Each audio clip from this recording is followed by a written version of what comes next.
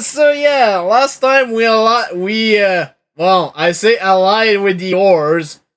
We sort of, became acquainted with the Ors. That's one way to say it. I think we already landed here.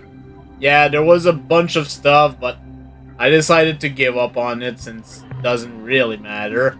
Actually, our cargo hold is almost full. Strangely enough.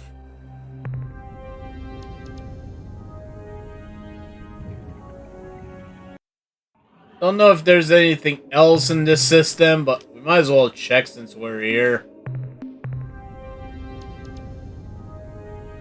Today... a little bit tired, I suppose. It'll be fine. Thankfully, lightning is not as much of a problem as it used to be since, we've got all the lander upgrades. Even with bullshit lightning, we can still survive.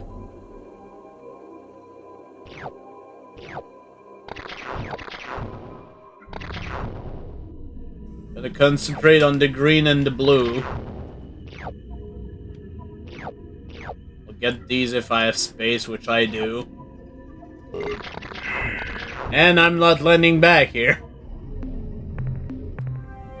Even if it is only 0.08 G.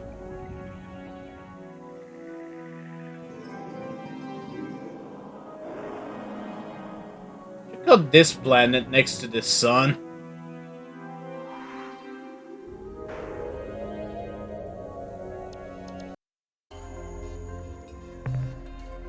This is an allied world. It does have bio stuff, so I suppose I should.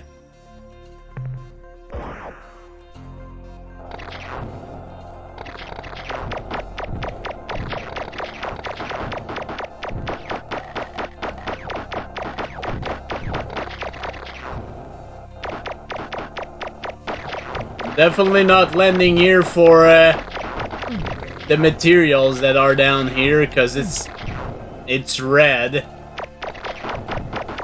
It's only worth 2. But yeah, the biological pancakes are definitely worth it.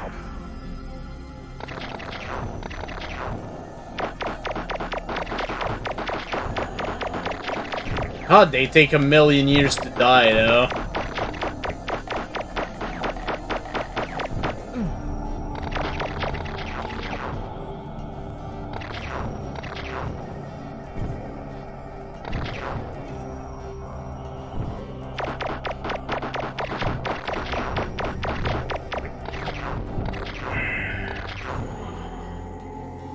I don't really care about anything else on this planet, especially since, I'm noticing my cargo hold. I'm actually getting close to full here. You know what? I might just drop this common shit.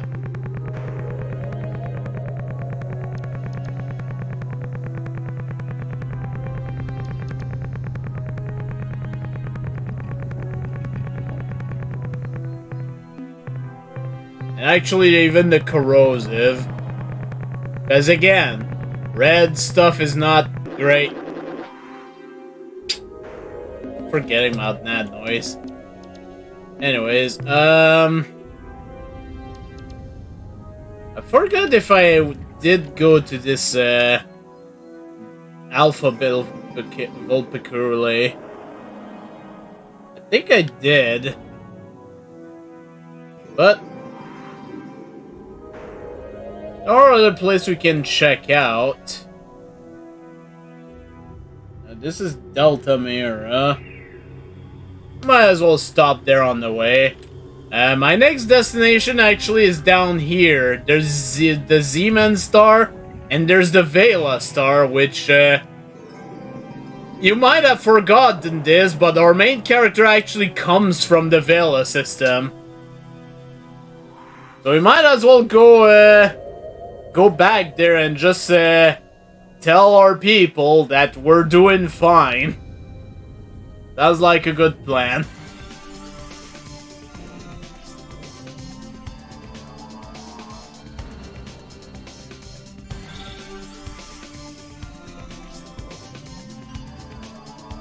Yeah, let's stop here first and see what's up with this system.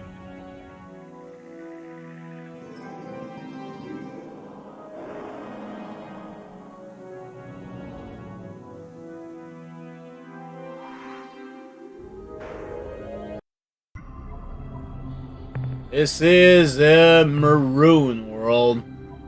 Probably nothing great here. Yeah. Again, at this point, common and red is no longer anything we want. It really isn't.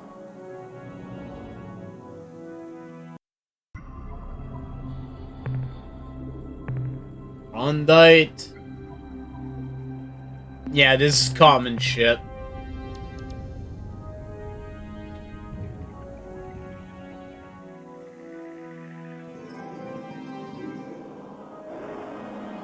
Actually close to the systems of another race here, but let's hold off on that.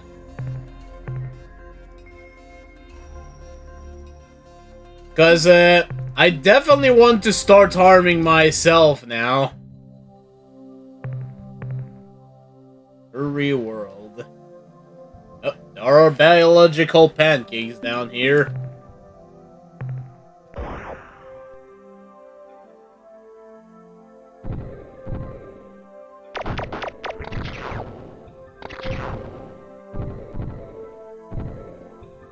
This is just common shit, so...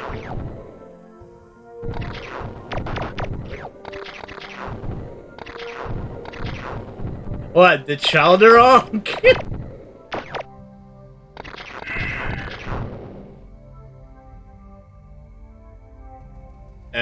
Re?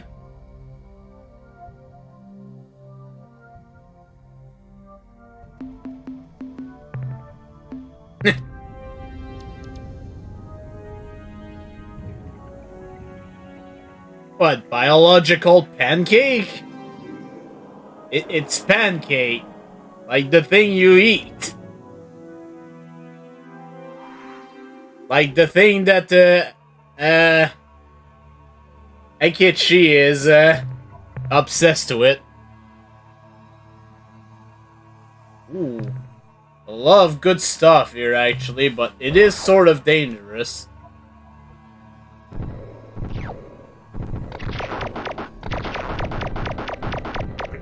God, these things take a million years to die.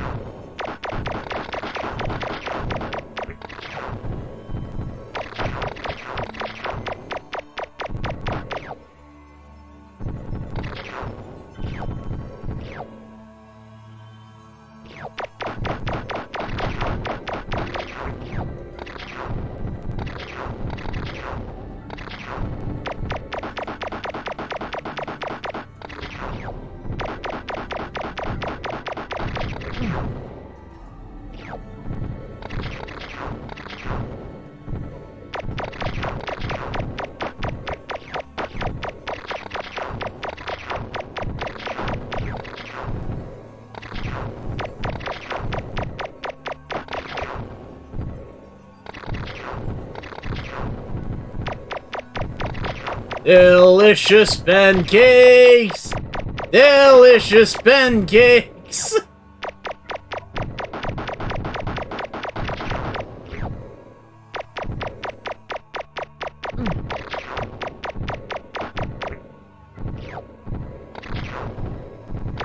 I love how I'm just not caring about the hazards now.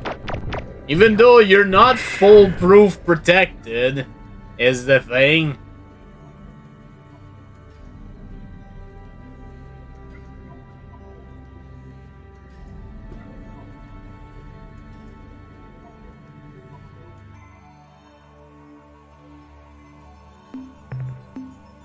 Okay. Still, a bunch of moons here. This is an Azure world.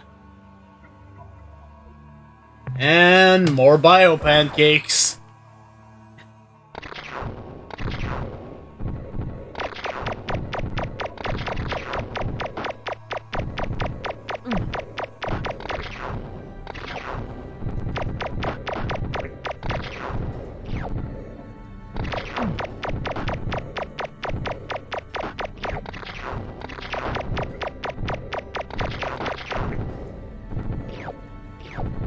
I didn't really want to take that up, but whatever.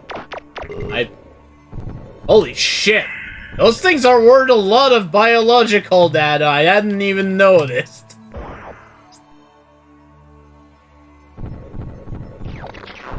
Wow. Now I understand.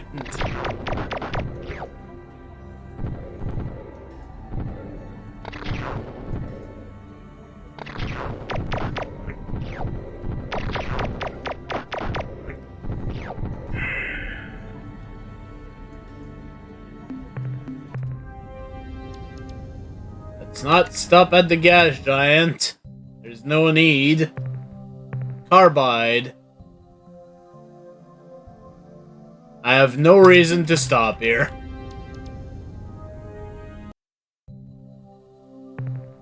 Purple world? I don't have a reason either. Let's keep going.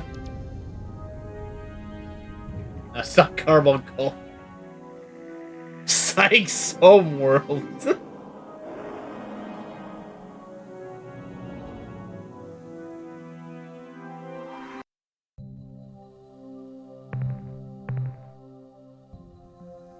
Doesn't seem to have much going on here. Except bio pancakes! Oh, what the fuck is this?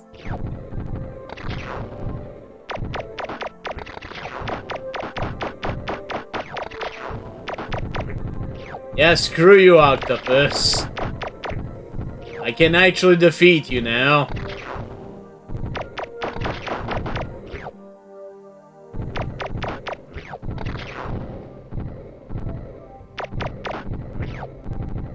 And that's it.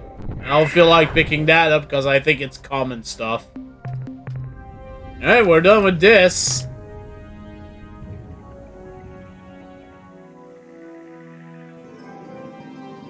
So let's start by going to Zeman.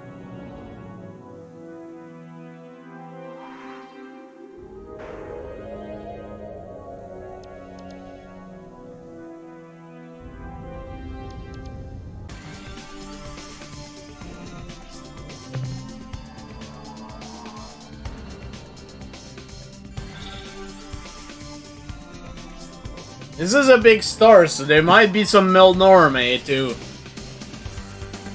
Yeah, the Vela system is right next door. Oh my god! Scott is retarded. My life is in the Thank you for the $5. Oh my god, all the sound effects at the same time. FIIIIIIIIVE. Hold. What you are doing to us is wrong. Why do you do this thing? Wow, someone knows this reference. Holy shit. That's awesome. Thank you very much for the donation. Okay, well, at least we're somewhat protected. So I can at least do one session of picking up stuff here.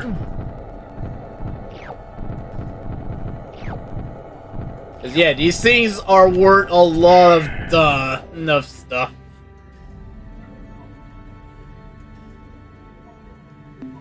But yeah, that's not necessarily the best stuff to pick up on these worlds, so... This Oolite world is extremely purple.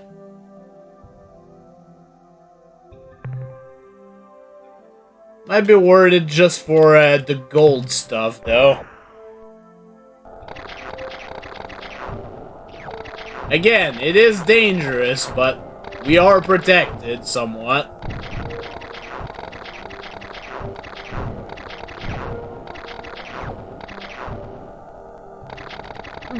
I can pick up some more stuff. There we go.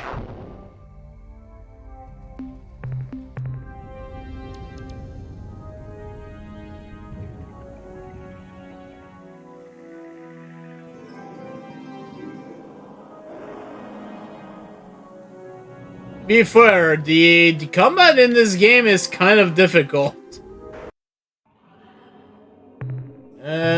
Alkali world. Not worth it.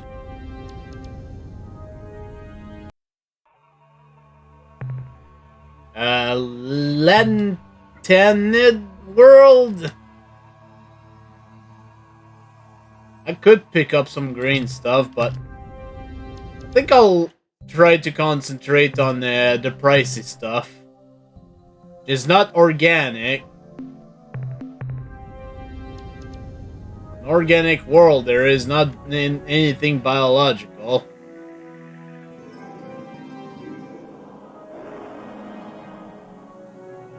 I do want to check these ping places.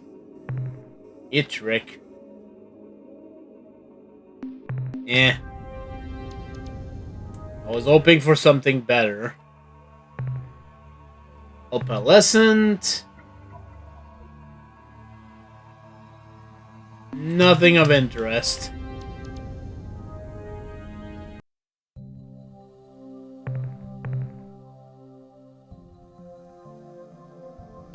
Nothing of interest.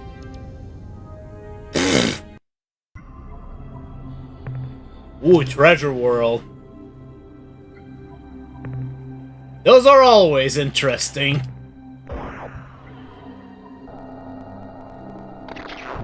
Gotta be Otis Frick, but we gotta land. And we're already full. It's a good thing we've got the cargo, the lander cargo upgrade, because my goodness, just 2 of these would fill us up otherwise.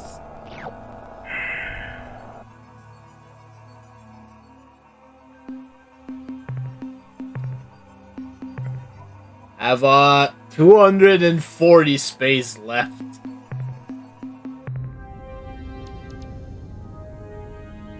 You know what? I'm gonna look for another pink planet if I can. Although these can also be good sometimes. This one, unfortunately, is not. I don't even need to check. Once again, we meet to exchange valuable tangibles. Isn't this fun? Now, what can we do for you today? I've got a bunch of bio pancakes to sell you. The 315 units of biological data we downloaded from your ship earn you 700 credits. Neat. Like to make some purchase. What would you like to buy today? Let's buy some How fuel. much fuel? Let's fill my tanks, please. Alright, new technology, please. We are now offering is plans for building Hellbore cannons, a weapon much more destructive than a simple blaster. I'd like to buy it. Captain, just a suggestion. Hellbore cannons are energy gulpers. So unless you want to have a long delay between shots, I would suggest you add dynamos or even Shiva furnaces to your ship. The technology we are now offering includes details on how to develop Shiva furnace modules. How convenient! You were just talking about it! Combat batteries twice as fast as your standard dynamos. I'd like to buy that. You will appreciate this new module, Captain. With it, you should be able to destroy and devastate twice as fast as before. Commander, that is the limit. That is all the technology we can buy.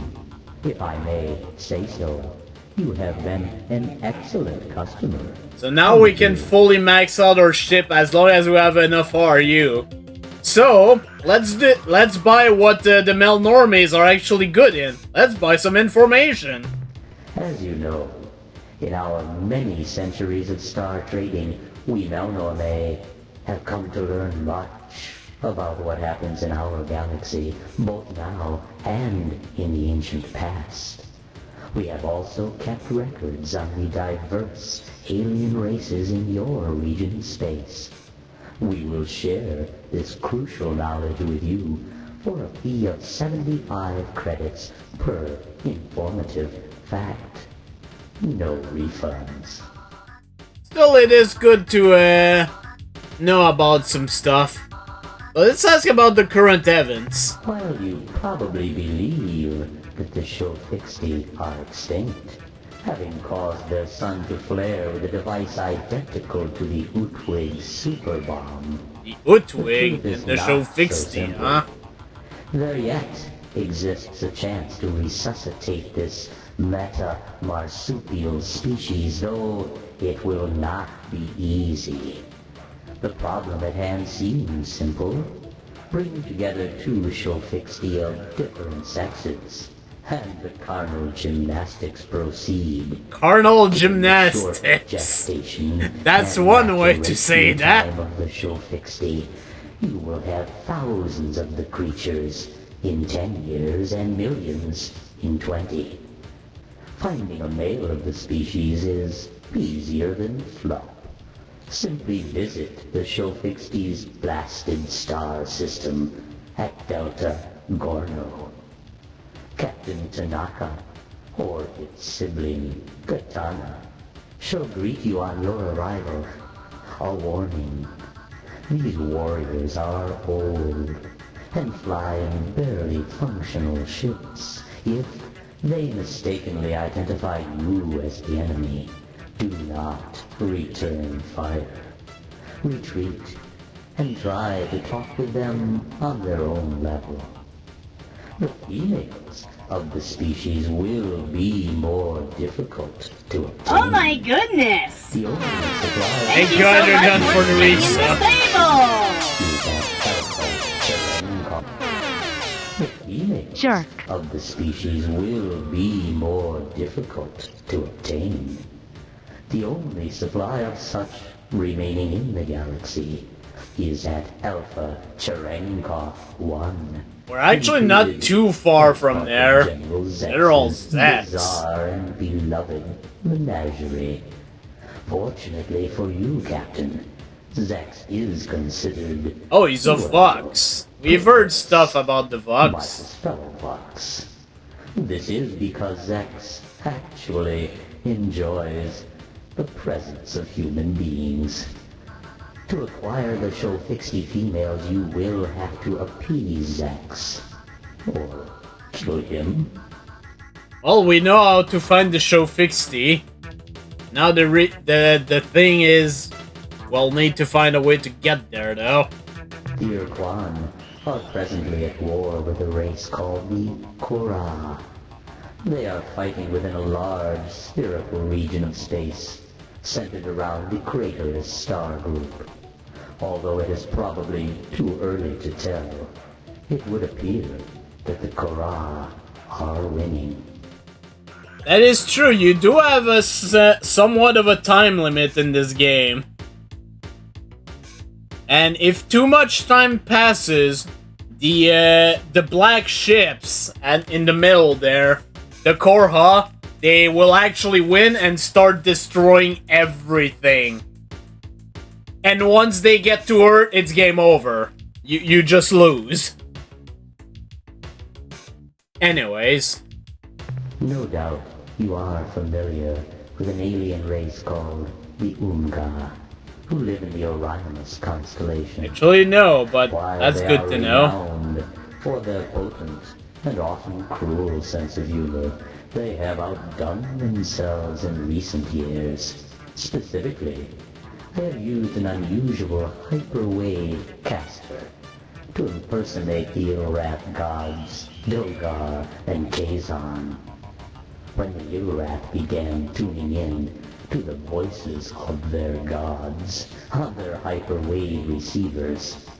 The priest caste was understandably skeptical and counseled their many followers to ignore the blasphemous signals. However, in a surprise move, the majority of the Ur-Rat then rose up and slaughtered the entire priest caste. The reasons for this ghastly move included overtaxation, lack of quality depth in ceremony, and the general feeling that the priests had made Dogar and Kazon's pronouncements overly complex. As you know, there are weaknesses in the division between dimensions. For example, your vessel uses such weaknesses to enter hyperspace. However, there are other weak spots in the galaxy which lead to yet different dimensions. One such portal exists nearby, between the Chandrasekhar and Kolum Bay constellations. We've actually been there, because that's how we got our quasi-space portal. Starting on the 17th. Since we have never entered the portal, we can give no more information on this subject. As you are probably aware, Ur-Quan starships, you call them dreadnoughts, I believe, possess effective self-annihilation circuits, which prevent other races from reverse engineering Ur-Quan technological secrets. However, we have become aware of a shipwrecked dreadnought which has remained largely intact. You will find the remains of the ship on the surface of a blue world orbiting Alpha Pavonis. We suspect you will find at least one item of interest there, possibly two.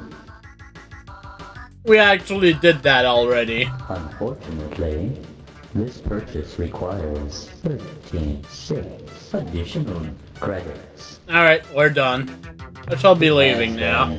A pleasure dealing with you, Captain.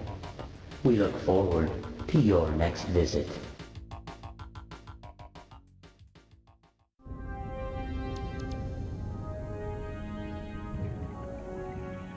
Well, let's check the other planets on this system before we go back to Vela.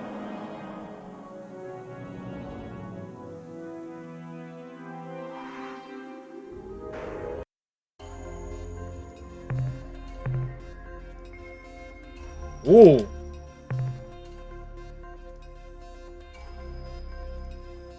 This is always worth it. This is a big one, too. 24.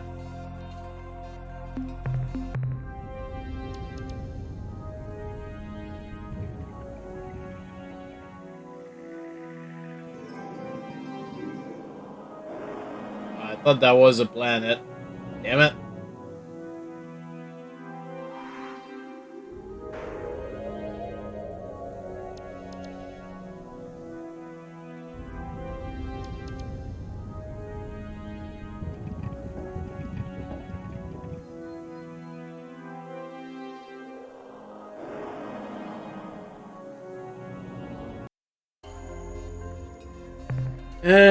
Selenic world. Probably not much of interest here. Yeah, no.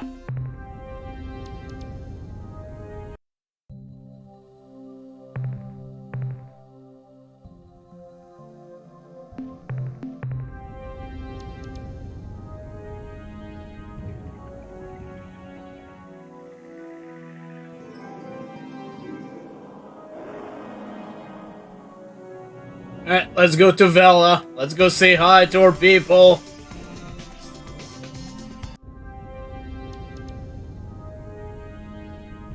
There's also other planets orbiting the system.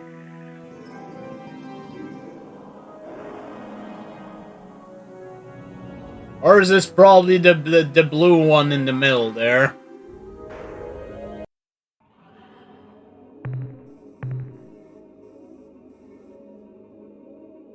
Nothing.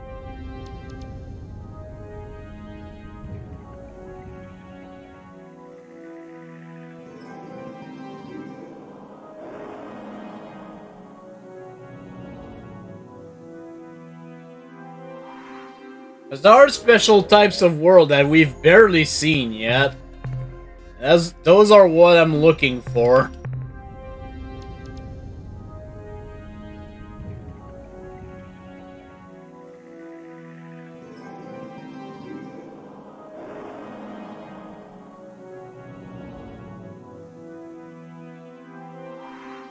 That's just a gas giant. I don't think we'll find another race just like this Slylandro.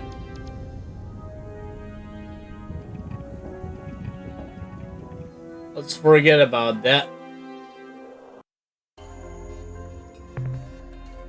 Redux.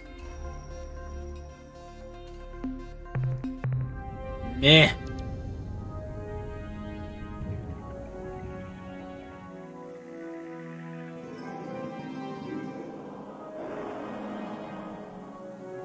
There's 2 blue planets. Let's check this one first. I think after this trip to Vela, though, we will go back home. I could pick this up, sure.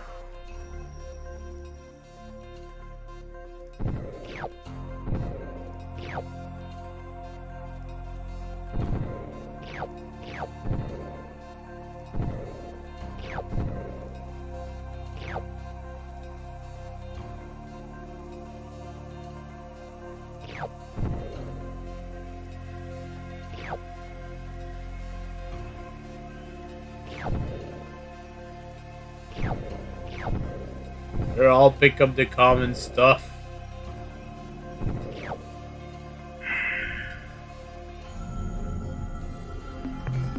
Alright, let's go say hi to our people.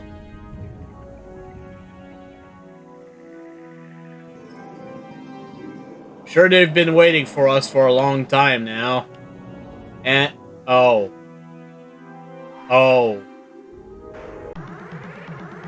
this isn't good.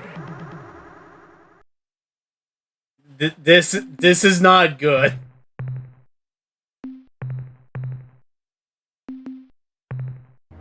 So, the offspring has returned to its nest.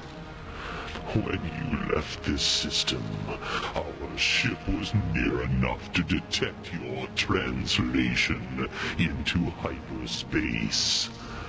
Though we lost your hyperspace spore, we were able to backtrack your path here to this star system. And what did we find? An outlaw culture. Humans outside of a slave shield.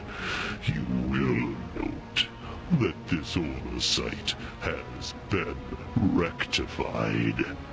Now, we shall finish the job. Oh, this is personal now. And by personal, I mean, woof, go for it. Launch fighters. Launch fighters.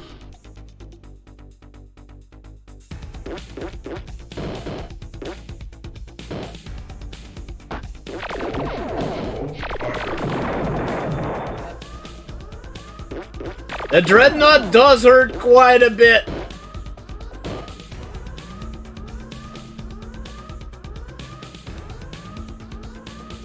Launch fighters.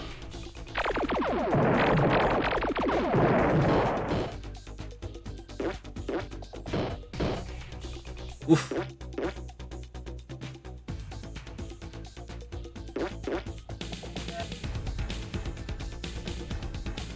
Launch fighters.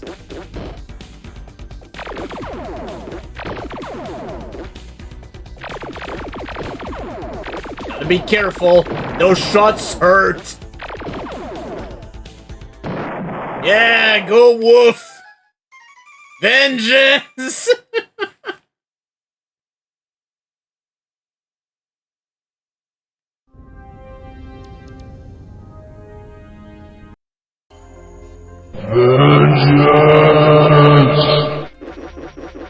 Yeah, unfortunately, our planet of Villa is not available.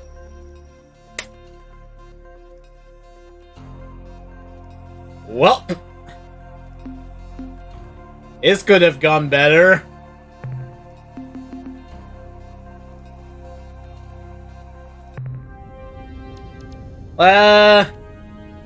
You know, we should probably report that to Starbase. Let's go back to Earth.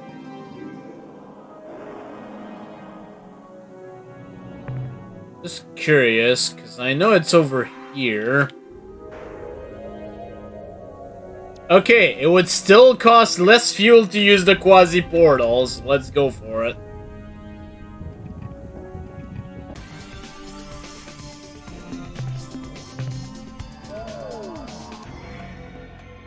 Okay, and I want that one.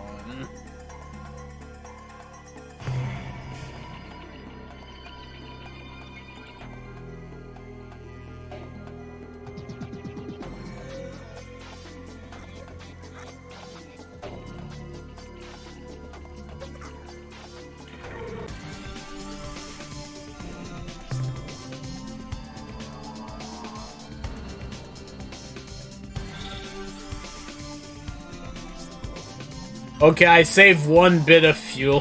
Whatever.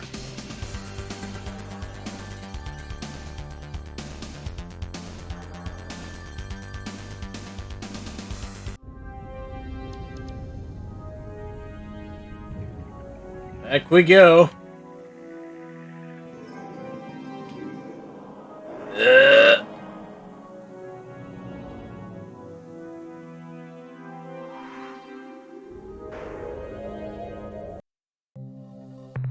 Good to see you again, Captain. There's something I think you should know.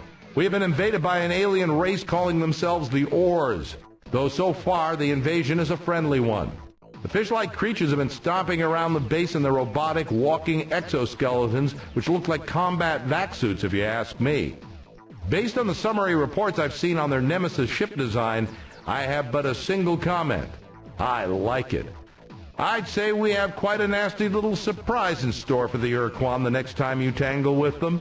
Also, we've detected a minute but measurable disturbance in the inner space fabric at approximate true space coordinate 100 by 50. Our scientists speculate that this disturbance may be caused by many thousands of hyperwarp penetrations, all in phase, as though a huge fleet of ships were on the move. I've got minerals to offload.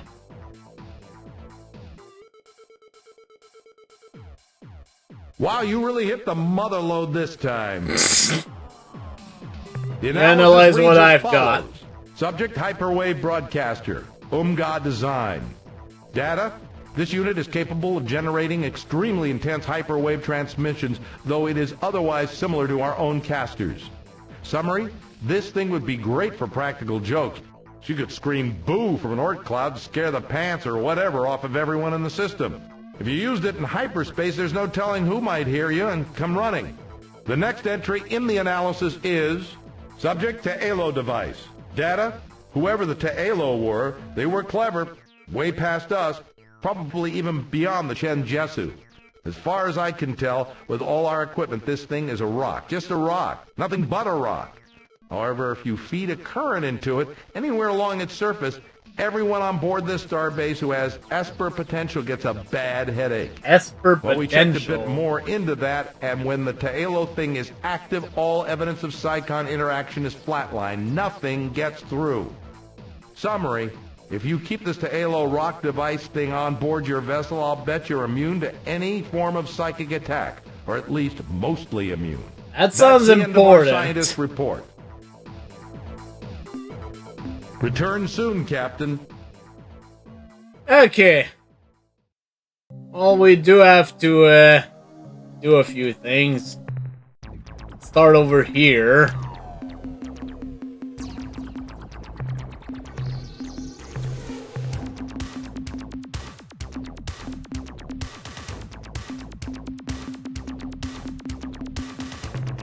Yeah, it's gonna be time to start defending ourselves a bit now.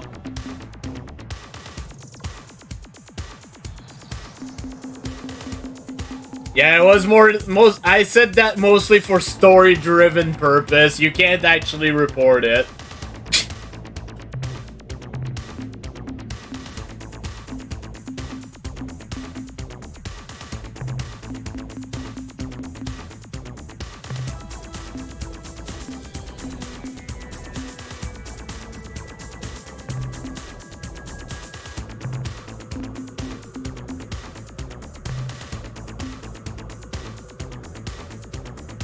Okay, I'm still gonna need a little bit more, so...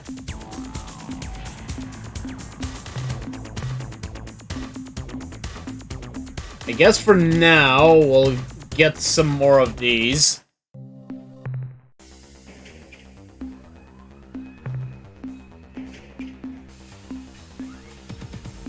Might just get rid of some of the additional ships I've got. Like this one.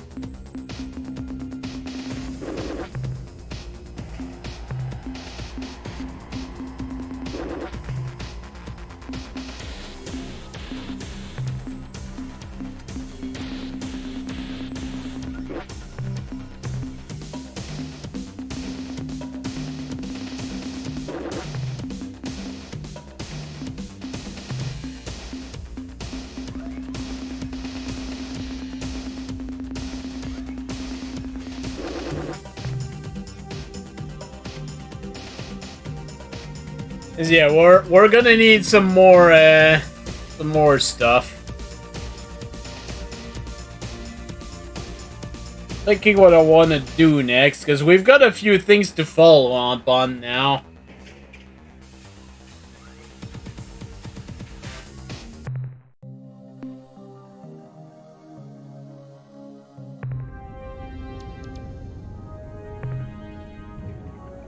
You know, there's one place we haven't had the chance to really explore yet. Alpha Centauri.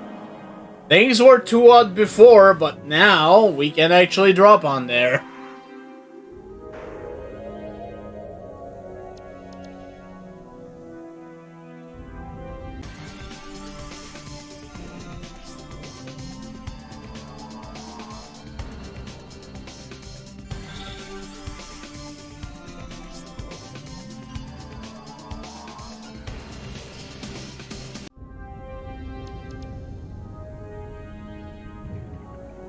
Yeah, let's go ahead and check out these planets for real this time.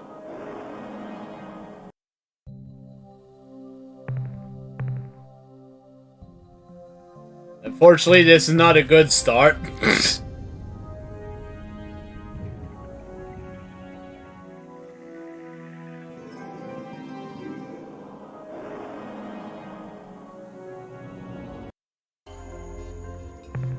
This, however, is very much worth our time. Ruby World are very good. And all we have to worry about is a little bit of fire.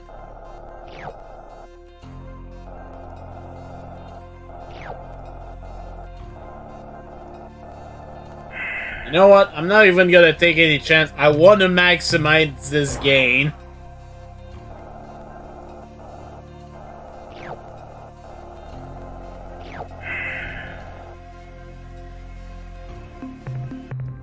I kinda wish there was more here, but hey, there's other planets in the system. We can definitely do worse.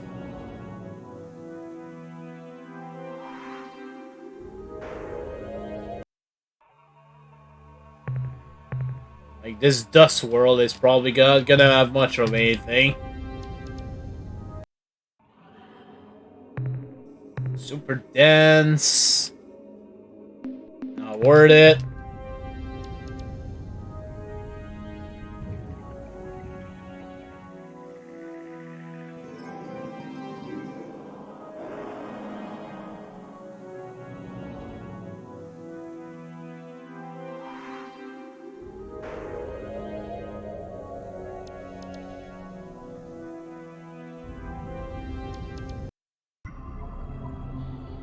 This is a Crimson world.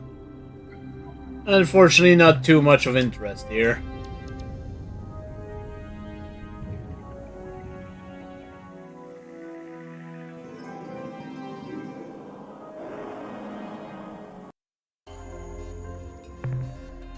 Noble world. Sort of interesting. We'll actually drop.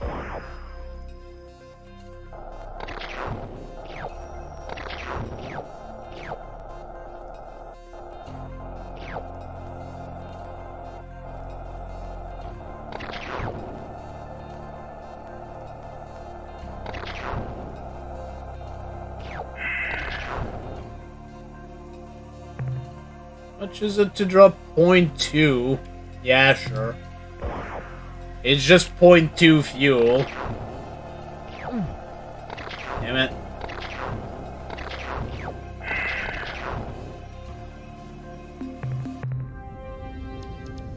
Yeah.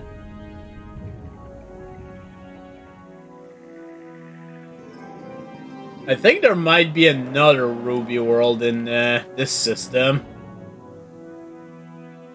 Or at least another world of interest, if anything. Those are the Melnormes. Unfortunately, I have no data to offload, so I wouldn't be able to get much of anything. Though I suppose I could get a little bit of fuel if need be.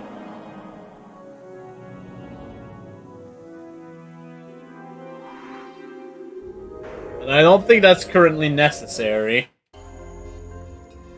Yes, another Ruby world!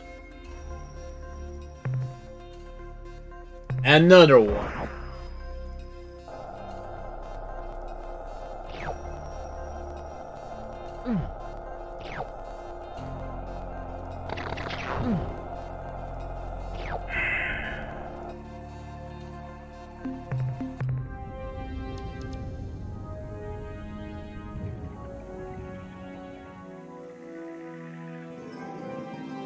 Yeah, as I said, right now we have multiple avenues we can look for.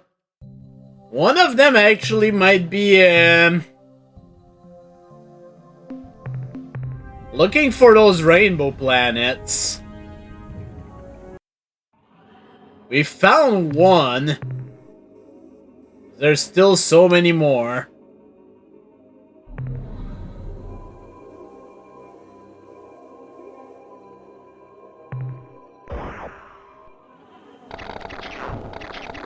God, this would be hell if I didn't have all those defenses.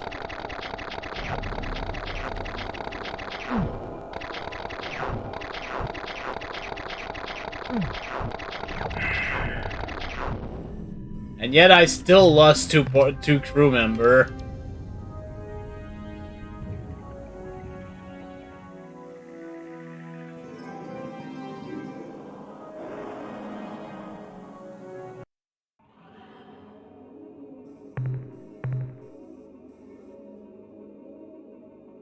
Nothing much of interest, unfortunately.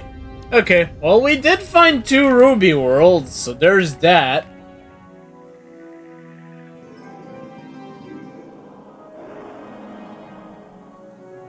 But yeah, they did mention that those rainbow worlds form a certain pattern. So let's start hunting for them.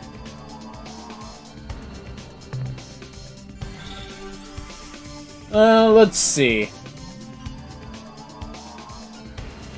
So yeah, the one we found so far was over here at Beta Pegasi.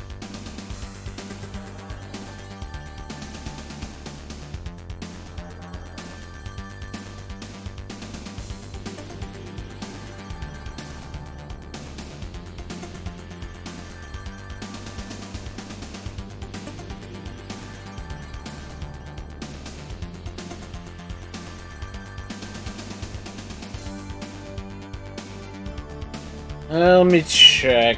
What else?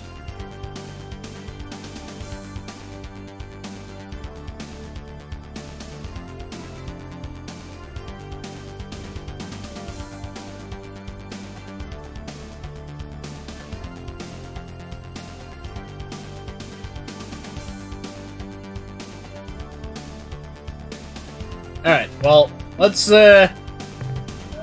use the quasi portal.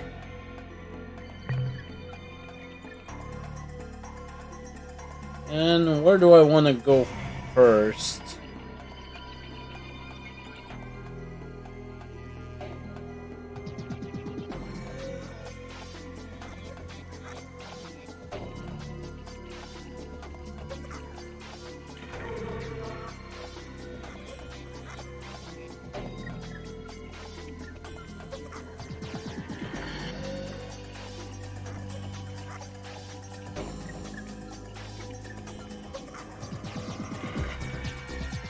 Okay, yeah, that'll just leave me there, so I don't really care about that.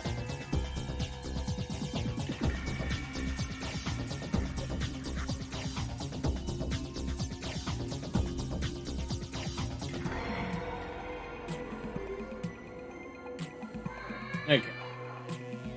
This is gonna be a little bit risky, but we're gonna use this one here.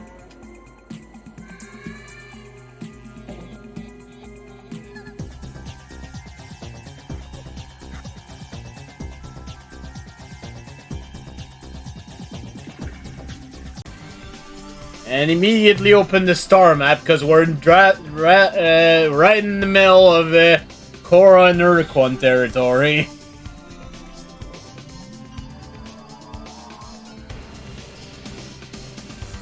Go to Epsilon Draconis. Let's ignore those black holes, because they're probably either Ur-Quan or Korra. Definitely don't want to get into battle right now. You know what we haven't seen in a bit? A Slylender probe. I guess they must have gotten wiped out by this point. Oh. There's a new race here.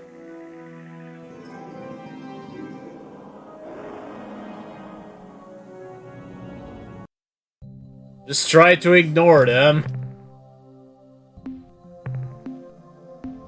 Oh wait, where was the...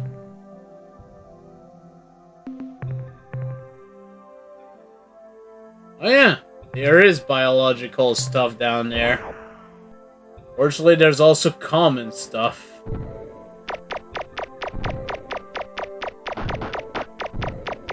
Oh, hey, remember when bees used to be a problem? Pepperidge Farm remembers.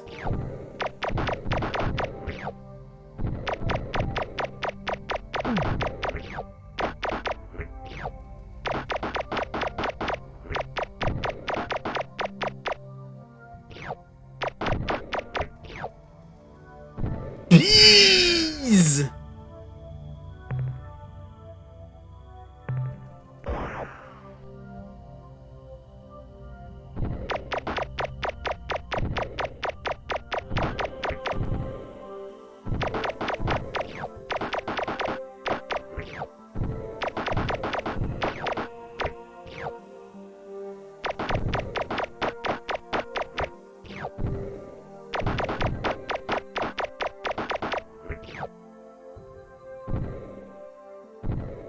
Gotta check out my biological pancake capacity. Yeah, I'm almost full already.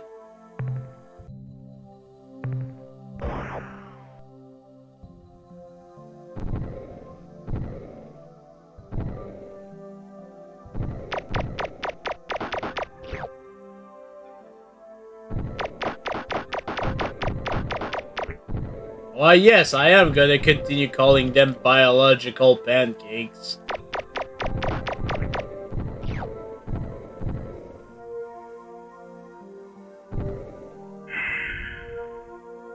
Things are worth a lot. Lots and lots of biological pancakes. I don't really care, this is all common shit anyways. I'm not gonna be picking that up.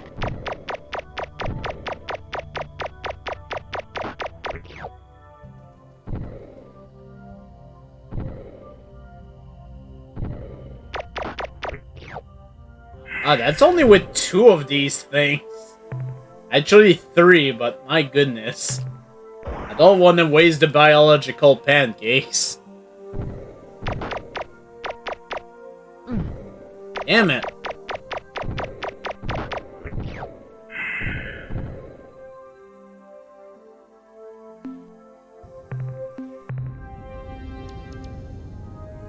Nope, nope, you can't catch me, you can't catch me.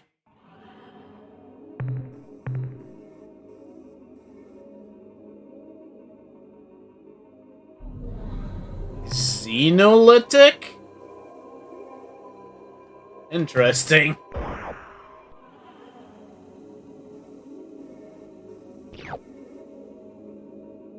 Oh, those are just worth 1 point.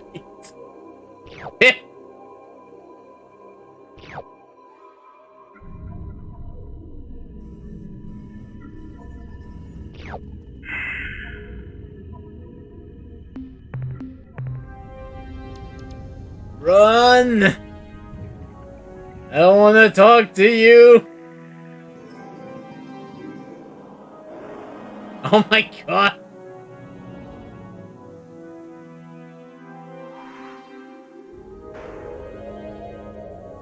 Help! Help!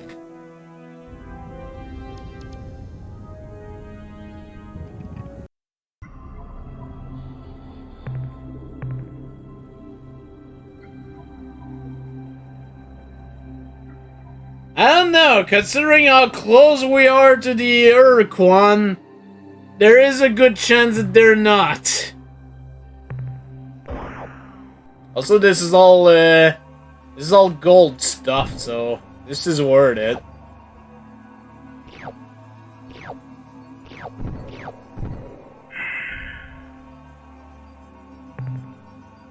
God, it's 1.4 fuel to drop down here. Goodness.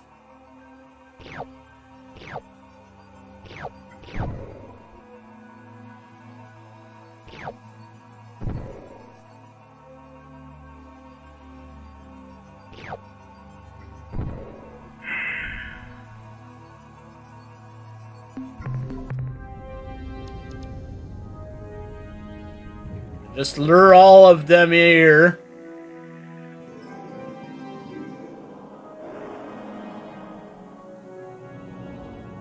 Yeah, that ending is surrendering, and it's an instant game over.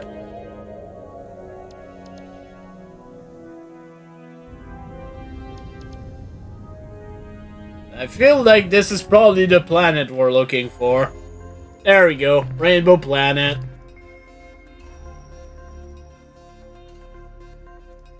And the thing is, these planets are usually worth landing on. Let's do it.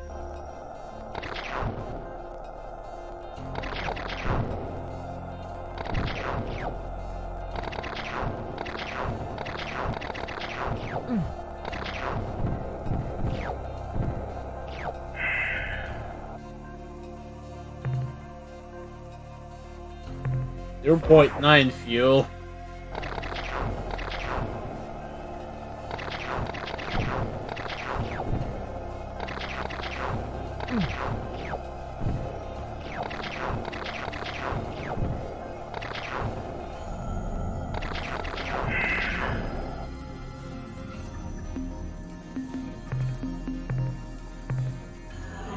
Yeah, we've got a decent haul so far.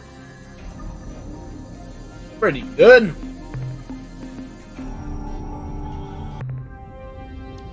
Oh, get the heck out of Dodge.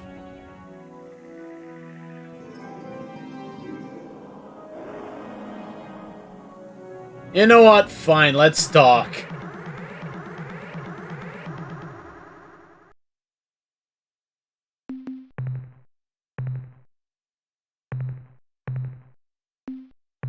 So, what's this? An unknown alien species. How wonderful! Someone new to fight.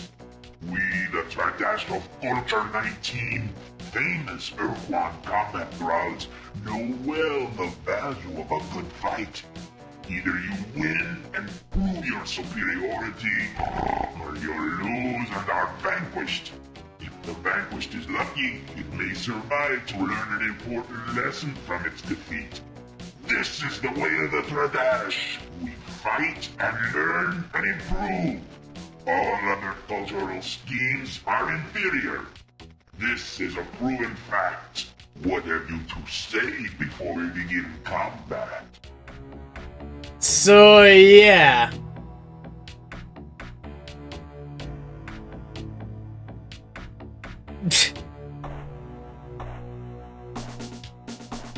Can you tell us of your species? Talk is for sissies. Weaklings like those of Culture 14. 14. 10,000 years, we Tradash have fought and died, learned and improved. Then, along came Culture 14, which claimed that all this perfect method was wrong.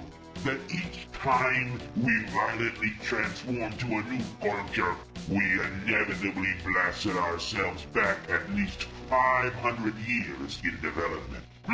Some people just cannot accept the cost of progress. Indeed, the foolishness of Culture 14's peaceful whining was revealed when they were conquered by Culture 15 after only a 10-year reign.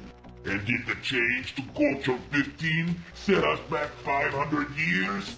No, 2, maybe 300 years. The short span of Culture 14's reign is objective proof that as a way of life, peace is a failure. Oh, violent Rhino dude, what more can you tell us about your Culture 19? What? More talk? It amazes me that you ever got out of the orbit of your home planet. Yak, yak, yak. Yammer, yammer, yammer. Very well, we will talk for a moment. Our Culture 19 is the most formidable ever to appear in Tradash space. Admittedly, we said something similar about Culture 18, but it is true. With our rather swift defeat by the Ur-Quan and subsequent enslavement, we realized that it was time for a change. A new culture had to be established. So of course, we began a thermonuclear exchange to decide who would lead this new culture. We were all quite disappointed when the Ur-Quan in orbit above our homeworld launched waves of fighters who intercepted all our missiles. The Ur-Quan explained that slaves were not permitted to engage in such destructive conflicts. So my people, being superior, introduced a super lethal poison into our opponent's water and air, thus ending the conflict. The Ur-Quan were not particularly happy about this resolution and killed all our leaders, which, under other circumstances, would have started a larger inter-Tradash war. But the Ur-Quan appointed new leaders, apparently chosen at random, and explained that further disobedience would result in the destruction of our species. Frustrating, huh? You mentioned the Ur-Quan. What's your relationship with A them? foolish question.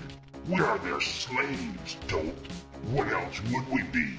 When the Ur-Quan first appeared in our space, over 50 years ago, coming from the direction of the Ophiuchi stars, we attacked them with gusto, zipping in to fire our Mark 6 blasters, and then theoretically zipping back out to prepare for another attack run.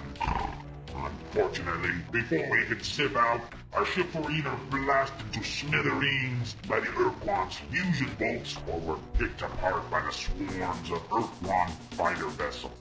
You may wonder why we didn't use our afterburners to escape. The answer is simple. 50 years ago, our ships had not yet been modified for this enhancement. It was not until 2143 that maintenance engineer Rion invented the afterburner effect. When he accidentally stuck his cigar in the aft fuel valve of the ship he was working on, waboom! The ship took off like a barn out of hell, and Rion was fried to a crisp. Yes, we remember Rion with much fondness. Of course, we have refined the device, and now that our entire fleet has been fitted with the Rion afterburners, perhaps now the Ur-Quan will let us fight at their side as true battle thralls.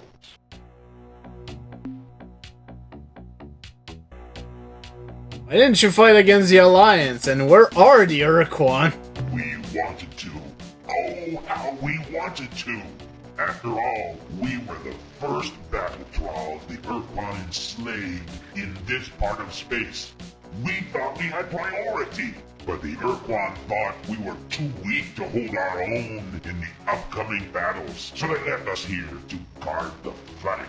If only we had been stronger and less awesome. Another reason the Ur-Quan wouldn't take us with them was because we kept picking fights with the new battle slaves. Like the Umbablabis, or those religious idiots. The Ur-Rat. Where did they go, you ask? This is a secret, of course. We can't tell you. If we told you that they were fighting a secret war against a mysterious invader, you might find some way to use that information against our masters. So forget it. No secrets. I've got an idea. Why don't you go impress your Ur-Quan master and show off your afterburner modification by attacking the Ur-Quan's enemy? What foolish stupidity. Ha ha ha. Why, that's as dumb an idea as... What did you say? Attack the Ur-Quan's enemy? Help them win their war? Why, that's an excellent idea. I'm glad I thought of it. Let's go marshal our forces and leave at once. Stupid, human, pitiful, weakling dog. You have been helpful. So as a reward, you may leave alive. And when we return from our glorious campaign, we may even honor you with a retelling of the many great battles we shall certainly win. Until then, get lost! I believe this is actually a way of increasing your time limit. This will essentially make the Tradash go to war against the Korha. But, yeah, it's not gonna last that long.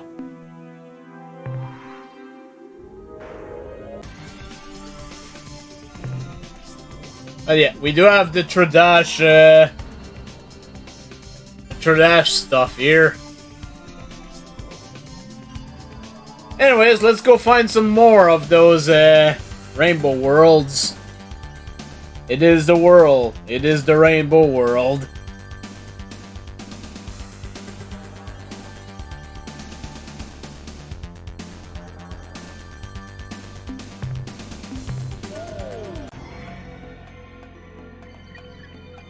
At the same time, we could always try to talk with other factions here.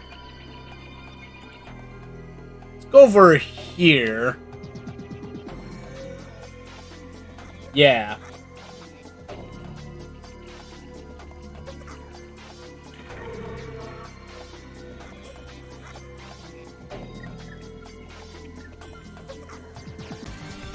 It should put us over on the top. Yeah, we're up here now. Believe this one has a rainbow world. Beta Leporis.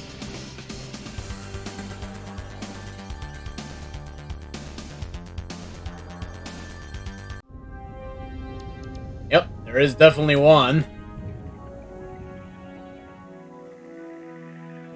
But let's explore the other planets just to see what's up. It's an ultramarine world with some biological stuff.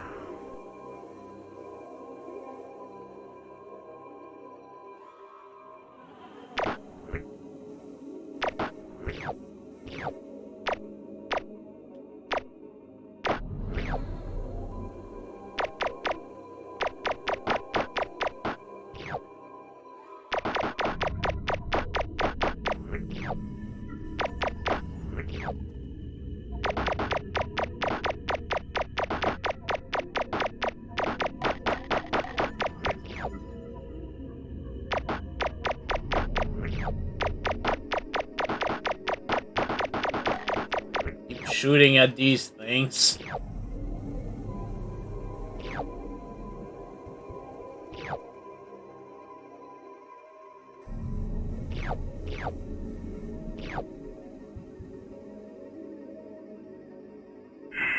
Oh, I think everything else left is biological, so let's go.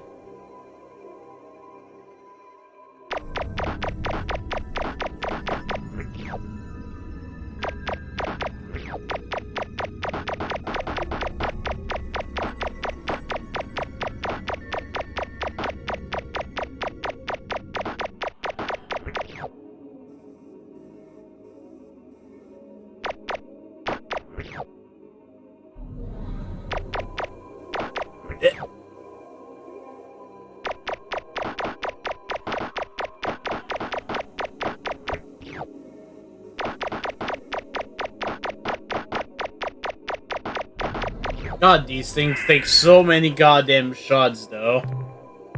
Yeah, at least it's only 0.2 fuel to get down here. That's good.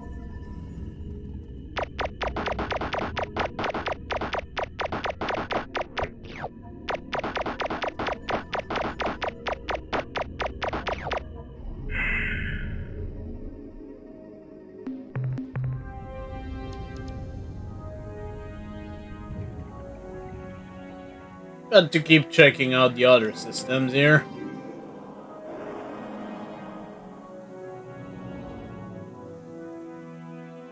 There's the potential this, yeah, no way.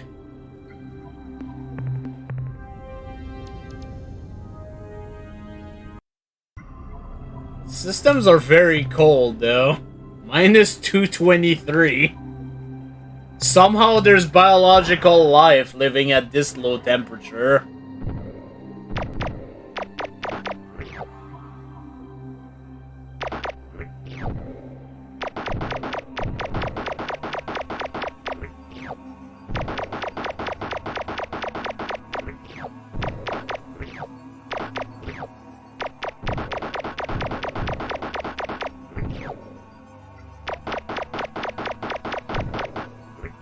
It's a good thing I've got the increased firepower. It's good lord, it would take 1,000,000 years to kill these things otherwise.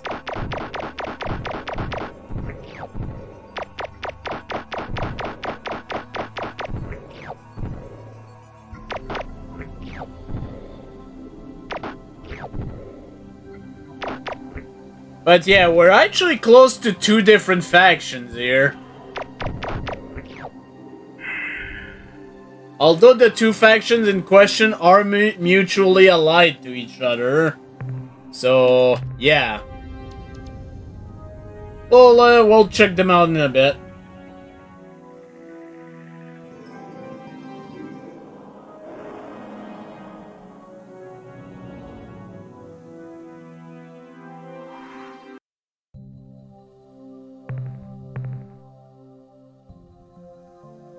And not much on this acid world. Let's get out of here.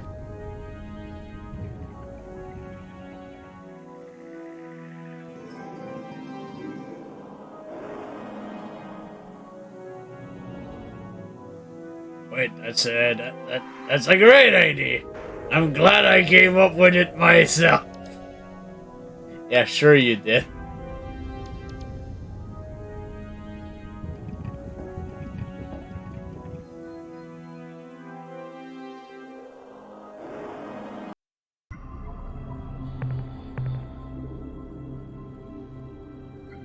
And nothing of interest here.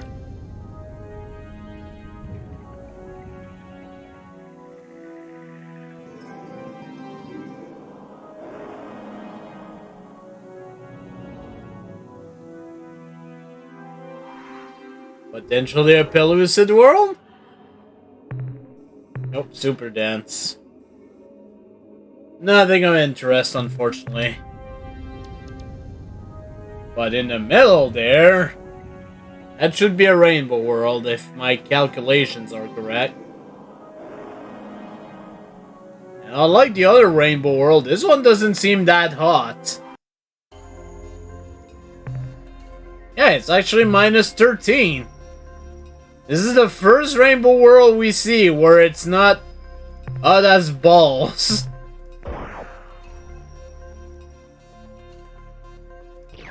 Doesn't make it any less dangerous, though.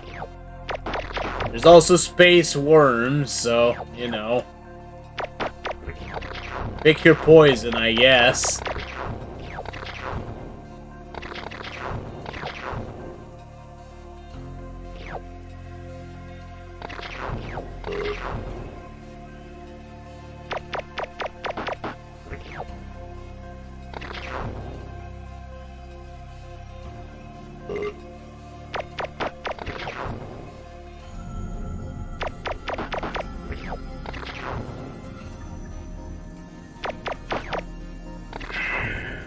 Oh, there was actually one left. Oh well.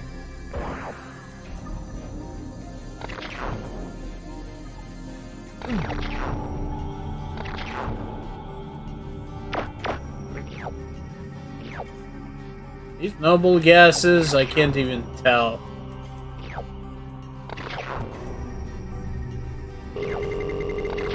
I got the ozone.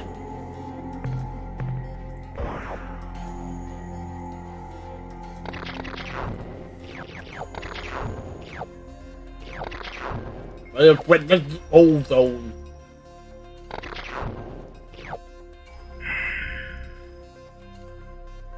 Alright, we're good.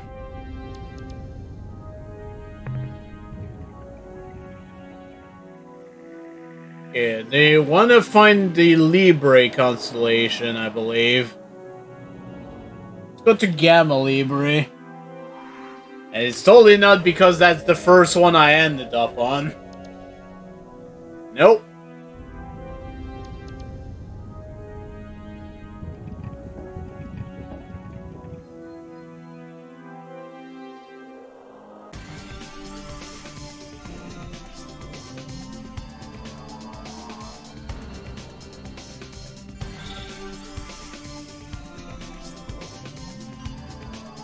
But yeah, we should now be in someone's territory anyways.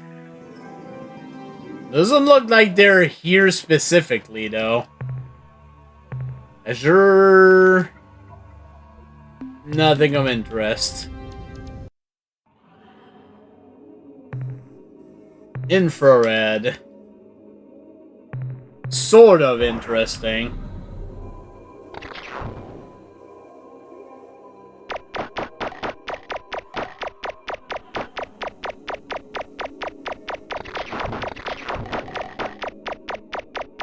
King squids.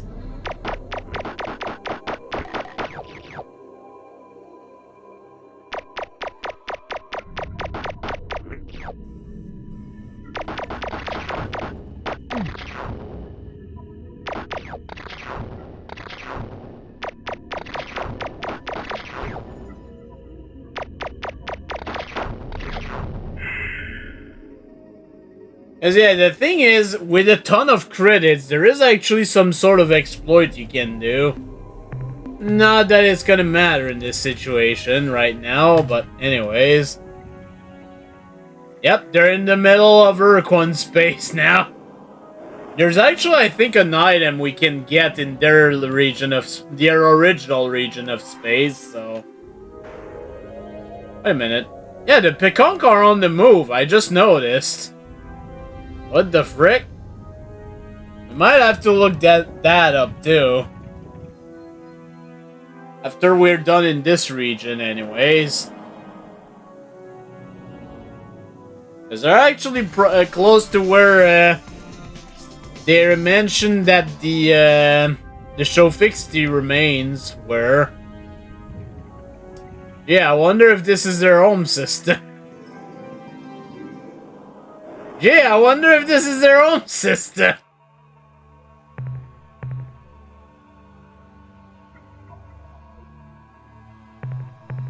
There's also bio shit. Bees!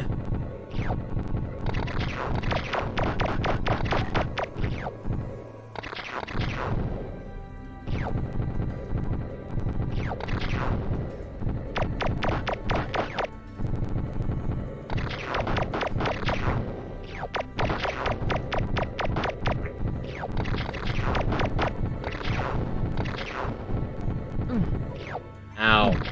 Ow. Human, stop.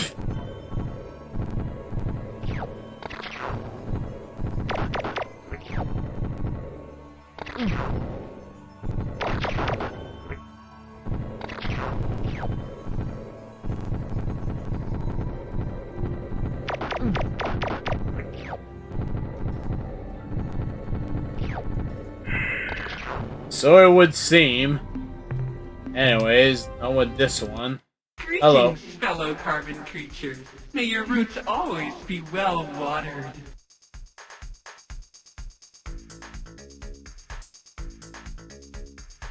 Well, these are friendly creatures. That reminds me of the yellow one from Starflight. I'm Captain PanAnning from Earth. We come in peace. I am Captain Ala La La. We come in peace.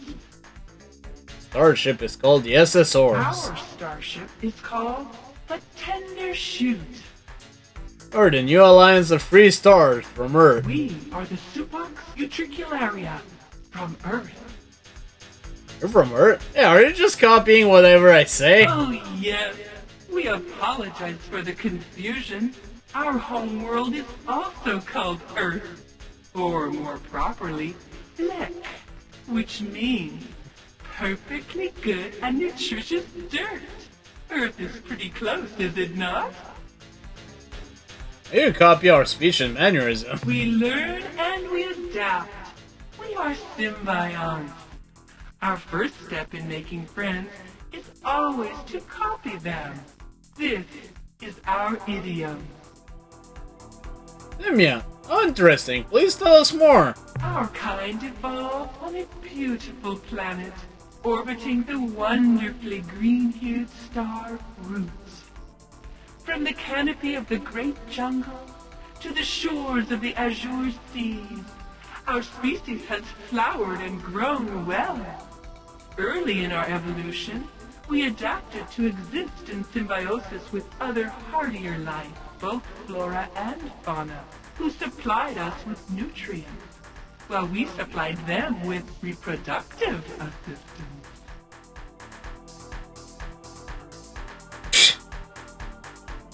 Yes, this has been confirmed by our people as well.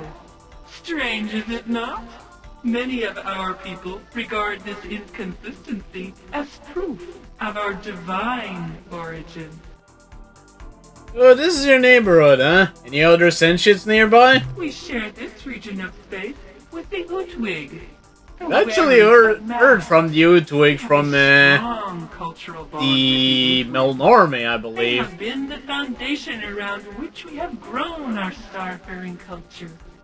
We are not only allies, but we are also friends.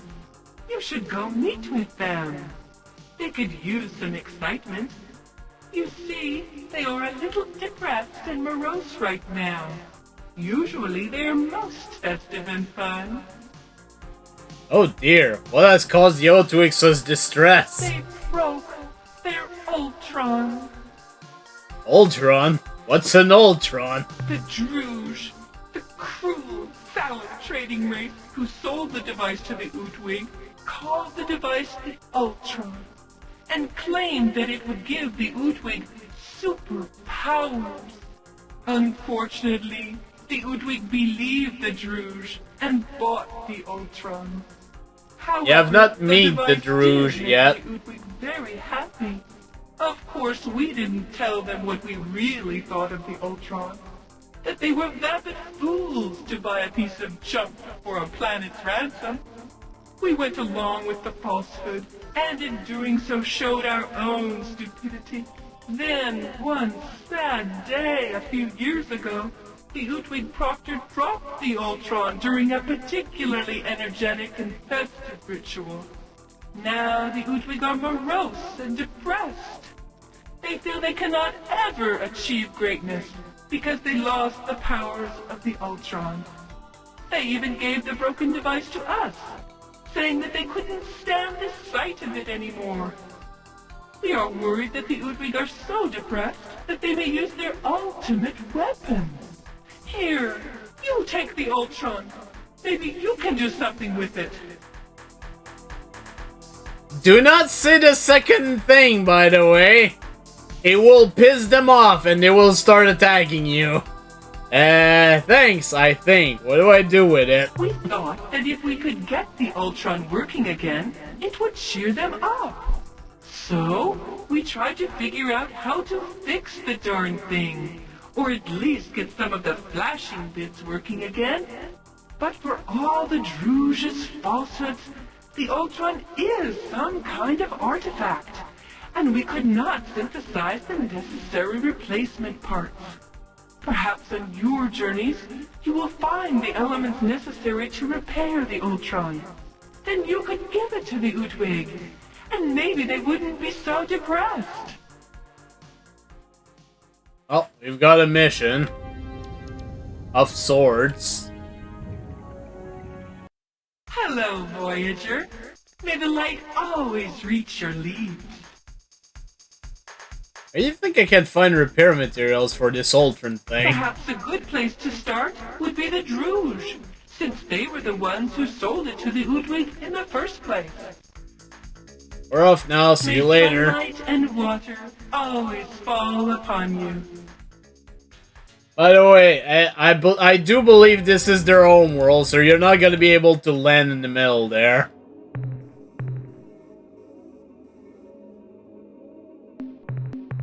But hey, we could always say hi. Hello, Voyager. I meant to try to land. Greetings, fellow carbon creatures. May your roots always be well watered. Okay, not even their home world say anything.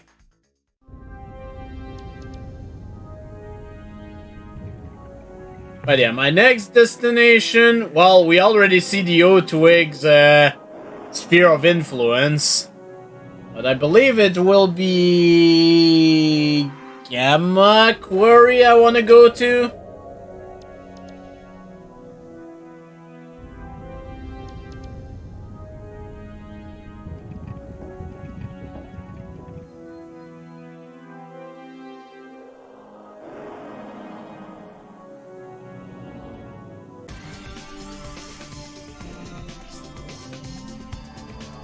Hi there, Soupbox friend.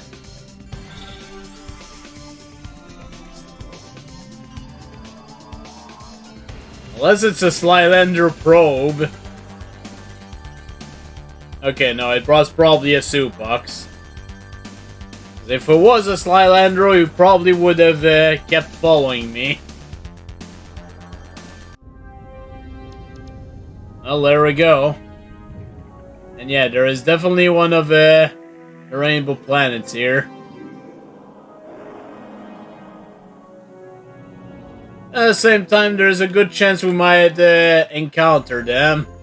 But first, we got a rainbow planet. This time there is no biological material.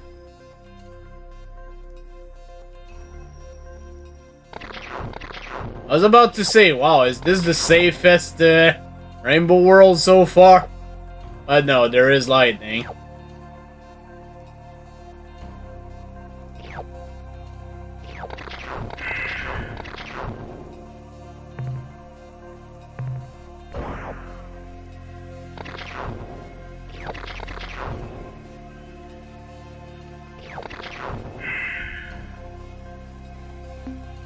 Alright.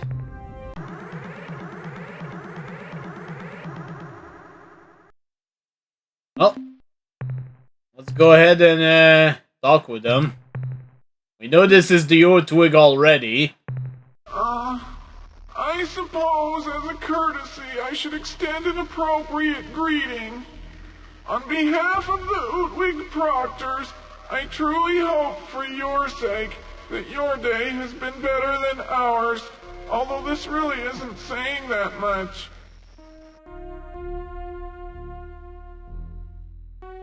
This is Captain PanAnning, representing the new Alliance of Freestar. Please respond. What good would that do? I mean, why should we?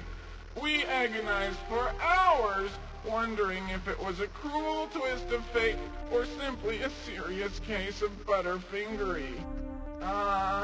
The lifetimes that have been spent in the pursuit of the elusive answer to this deceptively simple question has driven many of us down the dark road of self-destruction. Indeed, even as these words strike the ears of any who care to listen, the real question is, does it matter? I cannot say. I wallow in a quandary, unable to determine what better atones for my part of the great sin. Should I engage in slow and painful self-termination?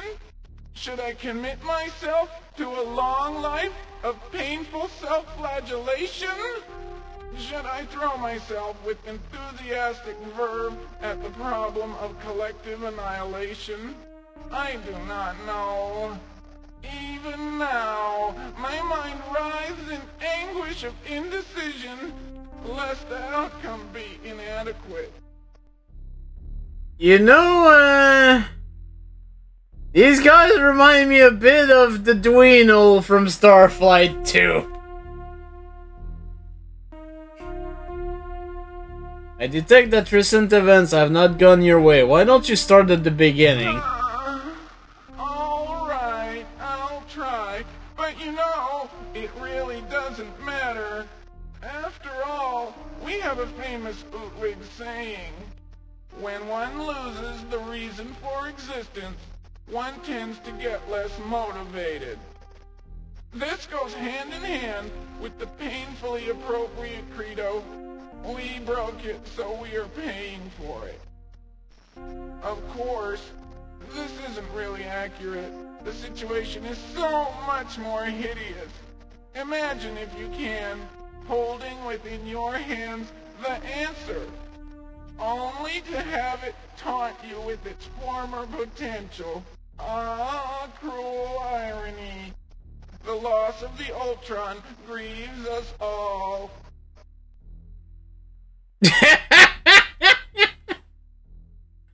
You know, unironically, my Edward and Gordon voice was sort of inspired by these guys. Because I have played this game before.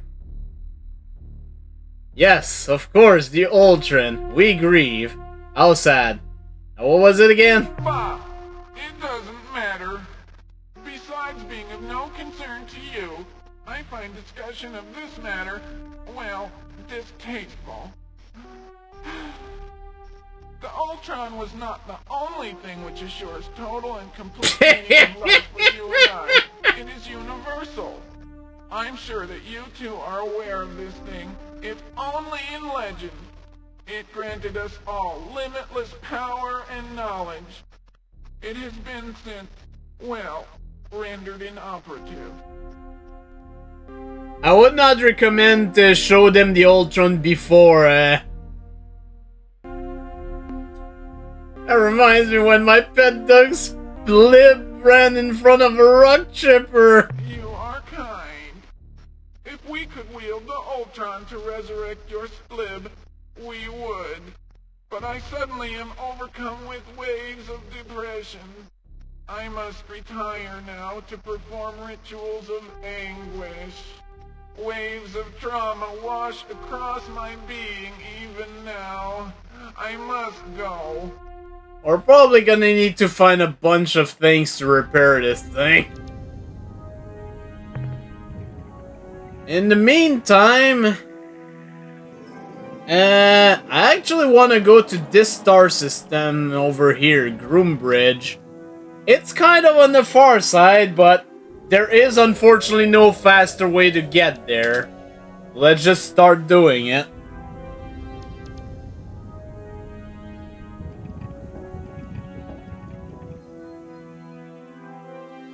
But yeah, before we start speaking with them again, we'll have to find a way to repair that shit.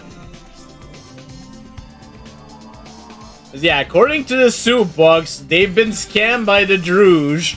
The Druge which we have not actually seen yet.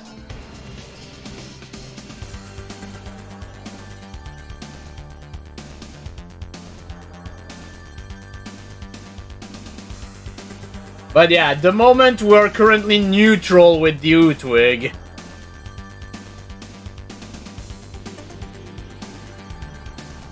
What kind of star system is this?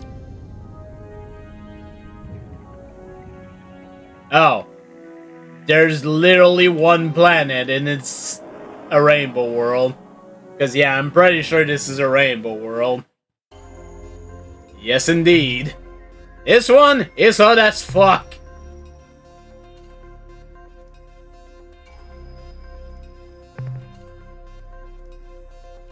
He's no joke, huh?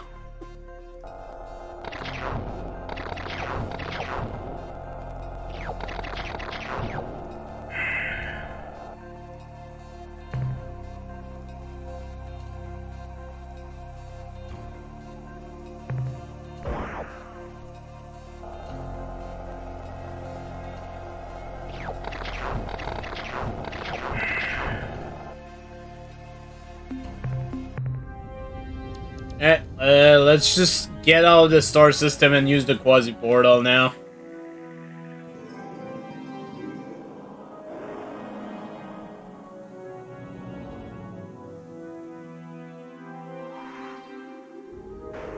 Yeah, the O2 shakes are pretty good. If you're able to wield them properly anyways. Yeah, something tells me the Tradash did not have a good time.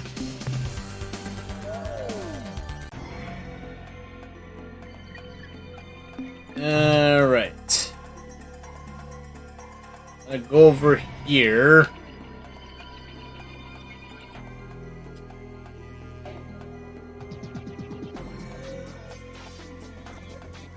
This should lead us to the middle of freaking nowhere.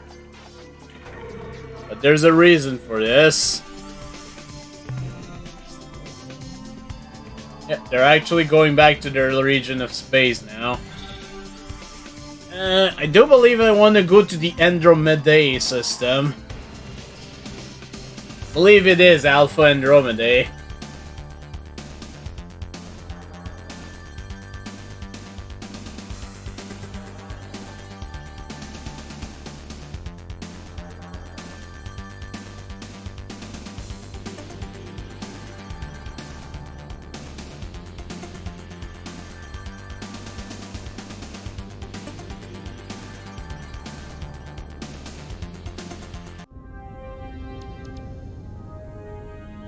Let's just go in directly to where we want to go. Which is probably this.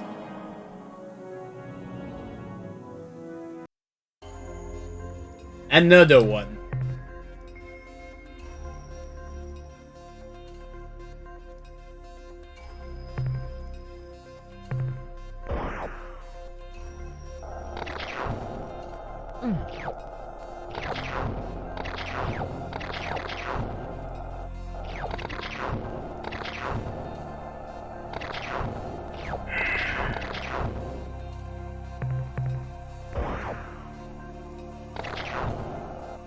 Getting those materials.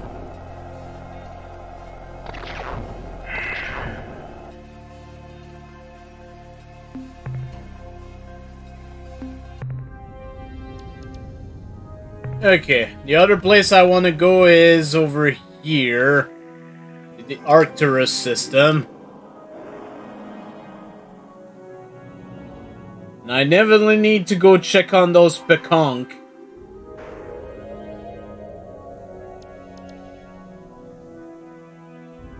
So after I'm done with the Arcturus system, I'm gonna try to go see them. At the same time, we'll try to go to Delta Gorno to see the Shofixti.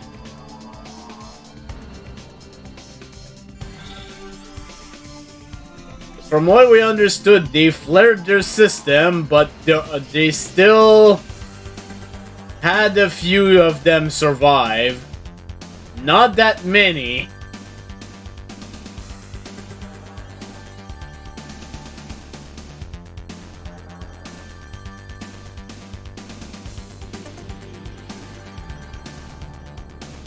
No, not Delta Giorno Giovanna.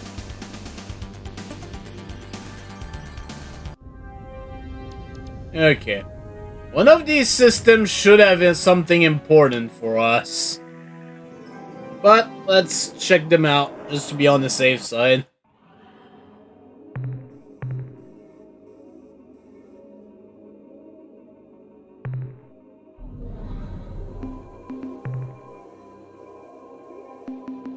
Because, yeah, we would have an energy signature.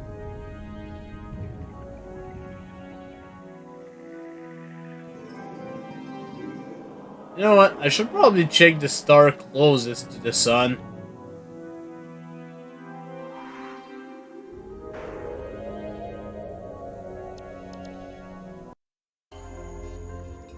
Start with the moon.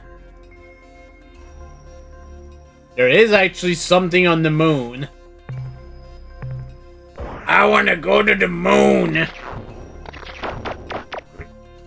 Oh god, there's squids and bees. Report from surface.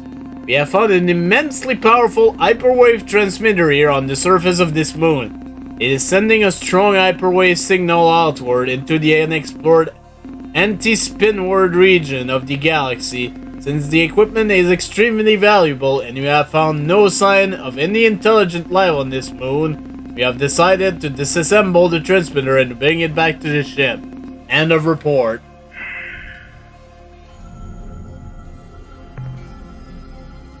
Yeah, those squid things are clearly not sentient. Anyways.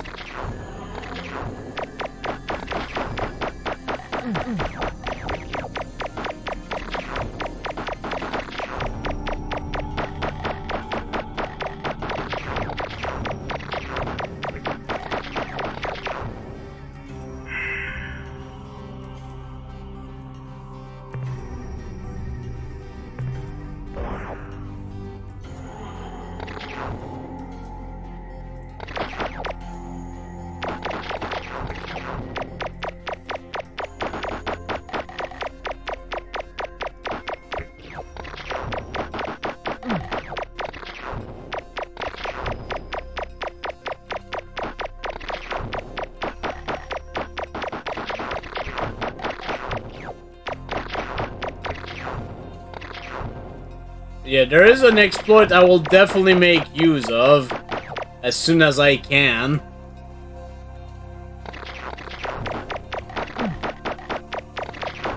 I know we have casters and stuff. Because we actually have 2 of them. We could potentially do something with the other one.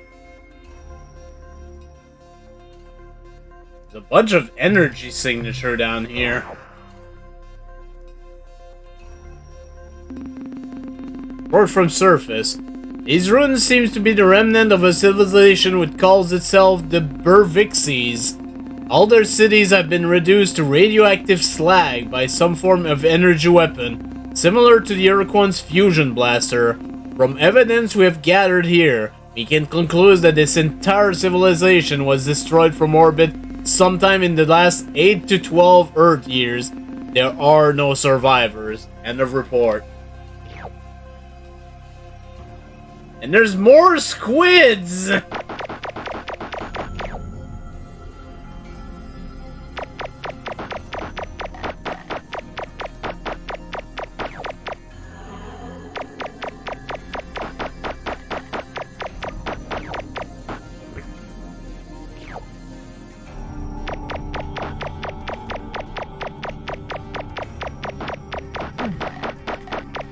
So yeah, there used to be a sentient species here. They're not there anymore.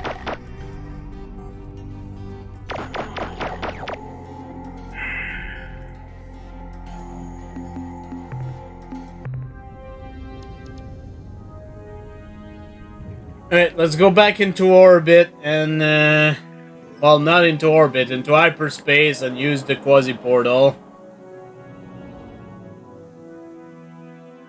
I'll go back, to the portal closest to Earth. This is actually the closest to, the place we want to go to.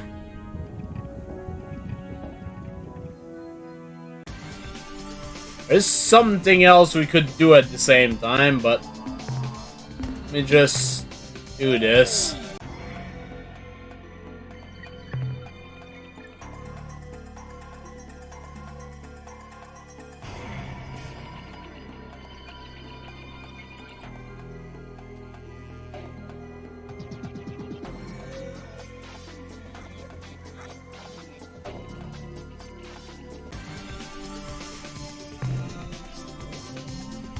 Oh wow, the Peconk are directly on Delta Giorno, actually. Or Delta Gorno. So we might be able to encounter them. It would be good to know what the frick they're doing.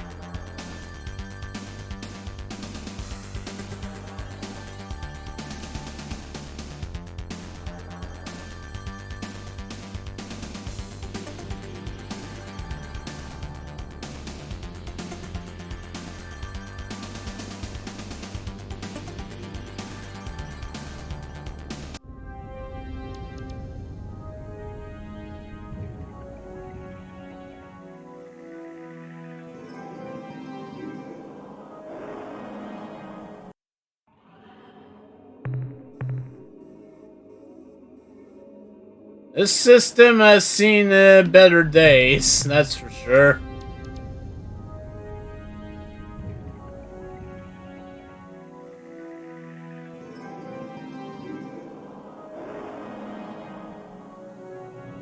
I think they said the first planet. Or not.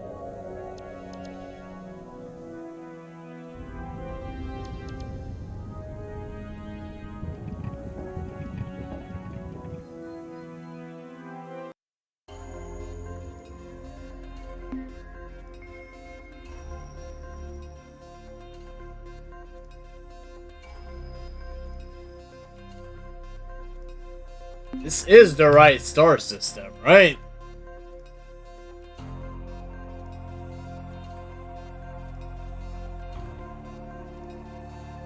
Yeah, this should be it.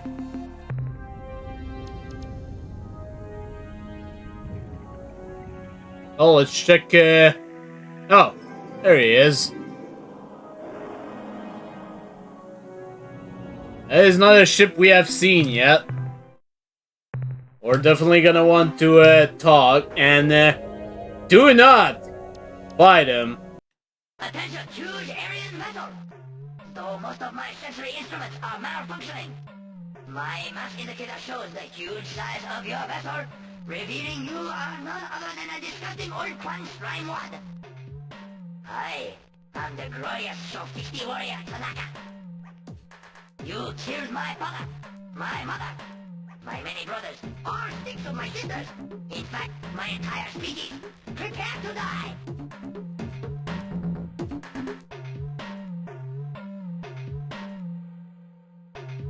No one insults us like that, you toothless, pliable, impotent wolf rabbit. You rip, bloodless sack of decaying flesh, Ur-Quan. You die! Die! So yeah, use your flagship and run away.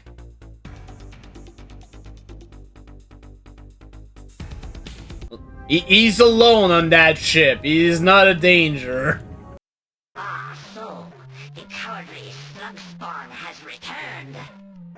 You were most fortunate last time, you hideous, pouchless freak. But this time, I shall surely destroy your vessel. You slithering eater of putrid hairballs.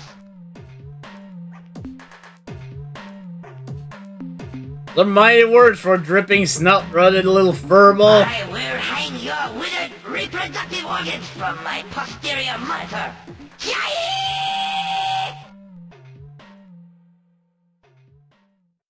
Again, do not attack them. You will one-shot them. You don't want that.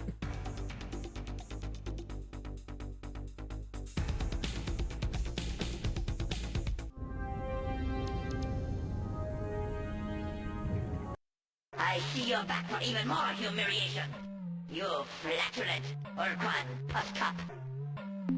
Look, Donkey Brett, one more insult in this Weber City for you. You wallowing, phlegm-filled, grunty belly licker. You...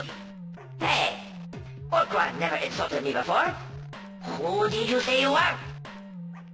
I'm Captain PanAnning from the new Alliance of Freestar aboard the flagship SSR. This aggression immediately.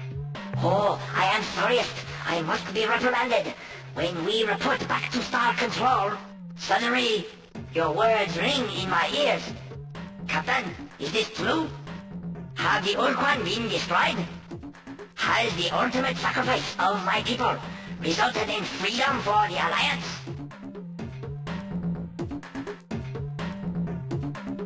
Oh, yes and no. Mostly no. I am a defeated warrior, a worthless shell. I must die. Don't do it.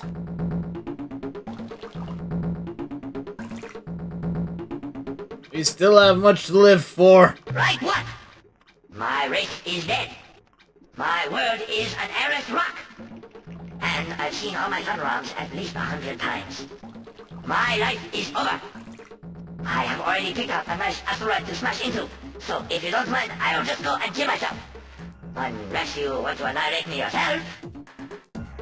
Now your new commander. Don't kill yourself. To fight again? Against the Ur-Quan? Yes! But no. I cannot leave my homeworld unguarded. I will remain here and keep a solitary vigil. Goodbye. Okay, so we've put him on our side. Now the other deal will be to actually find the ladies.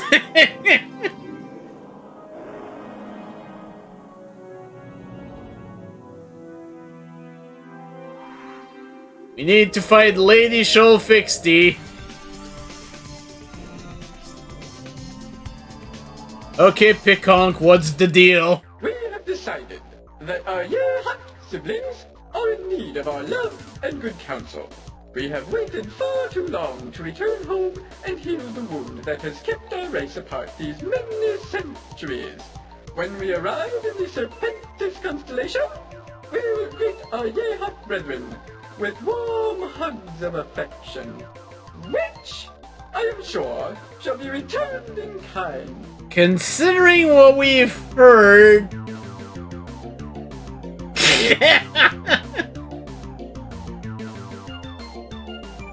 Turn back! Our most mystical device, the Ouija board! If they definite no when we ask about your trip. This is an ominous portent. We must consult our spirit guides before proceeding.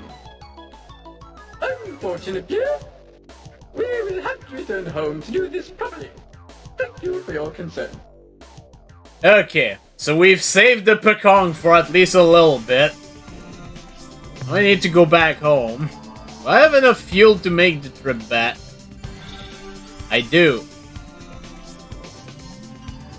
There is actually something I want to do once I make it close to there.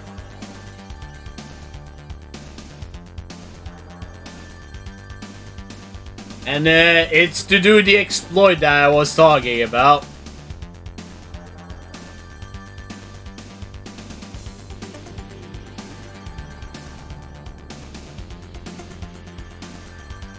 Fuel levels critical.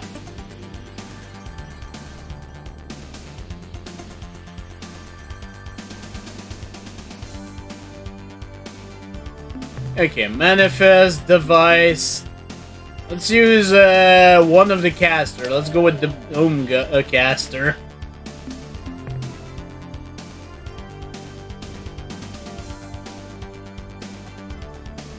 There we go. The caster summons a Melnorme when used in hyperspace.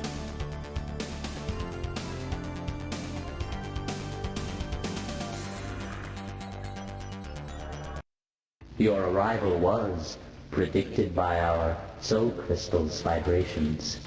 We already know why you are here and what you need from us. However, etiquette requires that we act as though we are ignorant of your desires. Now, we should be able to get all the plot dump that they've got. What trade items would you like to buy today? Not quite yet. Not buying for now. I'd like to sell some shit. Like to sell, Captain? Starting with data. Holy shit! I did not know I had that much. Biological data we downloaded from your ship earn you 1,088 credits. What would you like to sell, Captain? Got some info on some rainbow worlds. Your ship's log indicates that you discovered the whereabouts of 5 of the rainbow worlds, which so fascinate us. In exchange, we will give you 2,500 credits. This should be plenty. What trade items would you like to buy today? Let's buy let's fill our tanks first of all. Let's buy some information. Captain? About current events. You may have noticed the presence of an increasingly large number of red... Well, not anymore. It's been a while since we've seen one, actually. Attack relentlessly.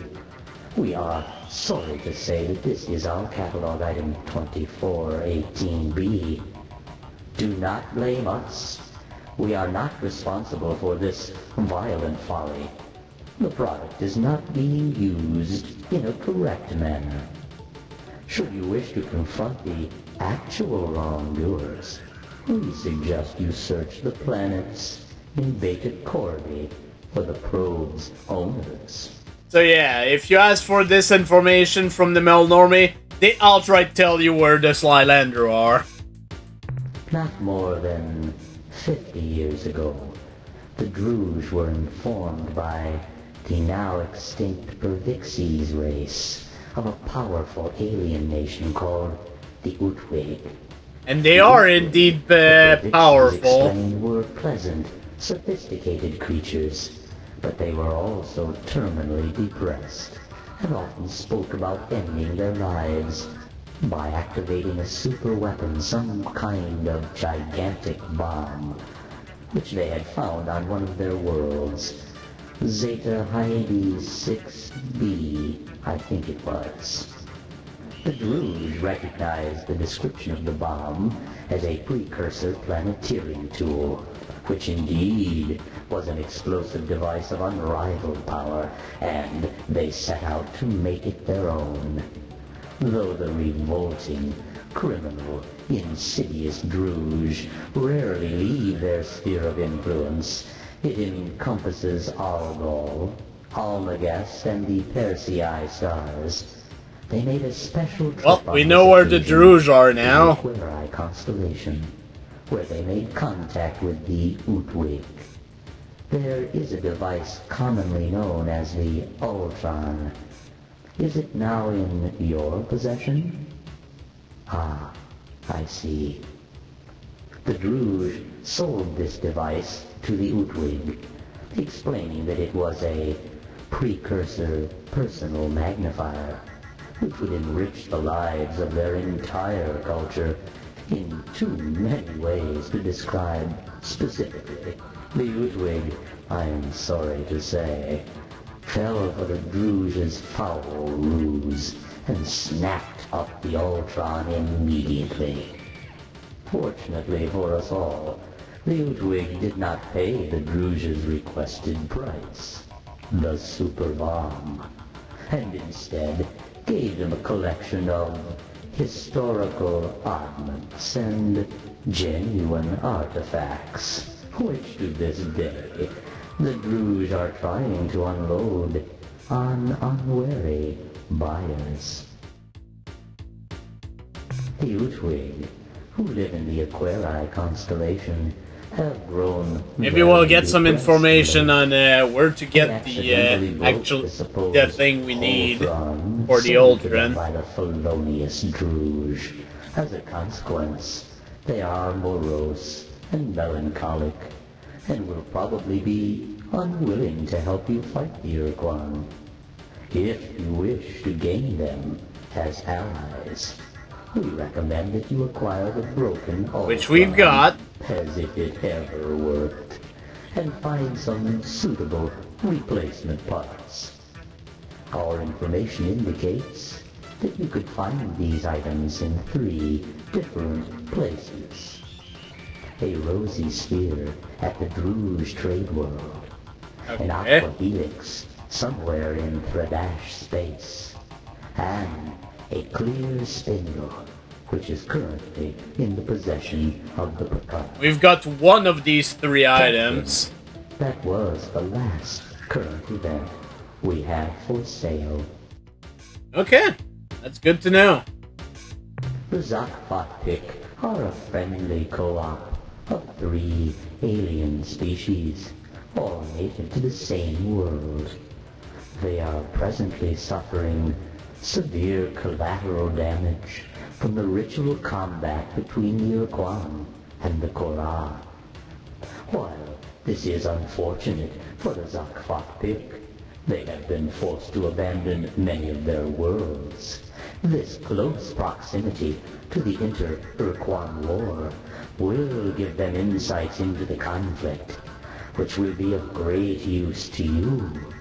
In addition, the Zapotpik met the Chenjesu early on in the war and are eager to make allies who can which we've already done. Their enemies. In case you are interested, the Zapotpik homeworld is at coordinates 400.0 by 543.7, Planet 1. We've been there a few times already, but let's keep going. The Ur-Rat are presently attacking the Pecanque in the Lekali and Kruger constellations. These beings have slavish devotion to their dark gods Dogar and Kazan, which in the past few years has been used against them by the Unga. If you need to manipulate the Ur-Rat, we suggest you discover the Unga's technique and duplicate it. We were actually told what the technique was by the Spotty before they closed themselves.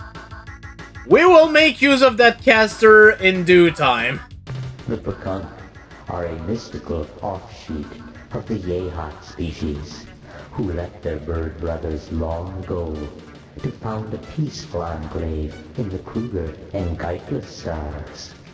At the present time, the Pecanque are defending themselves against the Ur-Rat, who have been commanded to attack the happy birds by Dogar and Kazan. The Pecanque may be unwilling to make a formal alliance with you, but we have confidence that if you explain yourself honestly, they will help your efforts against the Ur-Quan. I mean, they did give us a few of their ships, which I haven't really shown yet, but their ship is actually the most useful ship against the final encounter. No jokes. The creatures presently fighting the Ur-Quan are called the Korra. They are an Ur-Quan subspecies who split off from the main species many thousands of years ago. Their present fight is a ritual reenacting of a major difference of opinion between two rival Ur-Quan leaders after the Ur-Quan overwhelmed their slave masters, the Dinyare. The Korra are immune to reason, having long ago lost the ability to see their situation objectively. They live in a self-maintained paradox. To ensure their safety and security, the Korra fight an endless battle against all other sentient species. They want to kill everyone, essentially. I must warn you about some very bad people. Is this worth so many credits? You ask yourself. I assure you, it is. The creatures are called the Druge, and they are a callous and evil race. They care for nothing but profit and personal gain through unfair mercantile exchanges. Why are you looking at me like that, Captain? It is not appropriate. As I was saying, these wicked creatures will try to sell you commodities at unreasonably low prices. Boy, they almost give away fuel. Do not fall for their tricks. There are hidden costs, secret tariffs. So that you may avoid them, I will tell you that their main trade world is Zeta Persei 1. We will actually have to go there, though. Because as the Melnorme mentioned earlier, one of the artifacts to repair the Ultron is actually over there. The Berbixies race evolved on the planet Arcturus 1. They lived there in a relatively benevolent manner until the Korra came and destroyed them during the course of 2 or 3 unfortunate days. The Druge were largely responsible for the Korra finding the Burdick Seas. You see, the Burdick Seas were in long-distance, hyperwave contact with a race known simply as the Keg. For decades, the Keg and the Burdick Seas traded much valuable information until the Keg came under attack by an invading race who you may know as the Korra. The Geg warned the Burdick Seas that the Korra located races by their hyperwave transmissions and that they had already discovered the radiations from the Druge. When the Burdick Seas were kind enough to warn the Druge that a hostile alien race was homing in on their hyperwave radiations, the Druge shut down all their transmitters and erected a powerful hyperwave beacon on the surface of the Burdick Seas moon. The Korra changed course, attacked the poor Burdick Seas, and sadly destroyed them all. So yeah, he's not wrong. The Druge kind of douches. The Thredash are an arrogant, stubborn, and thick-skinned species who reside in the Draconis and Apodus star systems. They have little or no respect for anything but force, which they admire greatly. To make the Thredash your friends, you should consider killing most, but not all of them. In addition, they guard some kind of sacred relic at the star system Zeta Draconis, though we do not know the true nature of this artifact. You mentioned it, actually. The world is at Delta Draconis. Cause yeah, he already mentioned the artifact and what it's used for. We actually will need this artifact to repair the Ultron. After the war, the Chenjesku and the Melnorme chose to be slave-shielded on the Chenjesu's homeworld at Procyon. We suspect that they are melding their two species to form some kind of new hybrid race, a race which may well be powerful enough to destroy the Ur-Quan single-handedly. However, by our calculations, this process will take many decades, if not centuries. Should you wish to talk to them, we recommend you invest in a hyperwave broadcasting system, which is powerful enough to penetrate the shield around their world. Yeah, we bravely went to Procyon, but we did not have a caster at the time, so maybe we should pay another visit. The Mycon are using this time, while the Ur-Quan have their attention elsewhere, to expand their sphere of influence as fast as possible. The Mycon colonize planets by launching tough spore pods from orbit and injecting them under the planet's surface. Months later, after the spores have grown hundreds of thick, fibrous tendrils under the planet's crust, the tendrils suddenly thrust up out of the planet and create huge calderas. Not incidentally, filling the planet's atmosphere with the Mycon's preferred gases, clouds of superheated steam and sulfuric acid. We should probably check up on the Mycons at some point. Following the end of the war, the Androsynth began experimenting with interdimensional fatigue, a process which is related to your faster-than-light drive, but involves dimensions far more alien than hyperspace. They had just made a major breakthrough when they were suddenly wiped out by a race called the Ors, who appeared seemingly out of nowhere. Actually, we don't know what the Ors did to the Androsynth. They're just all gone. I don't think it's ever explained. And also, if you ask the Ors about the Androsit, they will break off all contact and attack you. The Arilulale are a mysterious race of IDF beings. IDF meaning interdimensional fatigue. They do not reside in this galaxy, or in fact, anywhere in this universe. While it is true that the Arilu are rarely seen far from the Colombe star group, they do make regular, secret visits to your world, and have done so for centuries.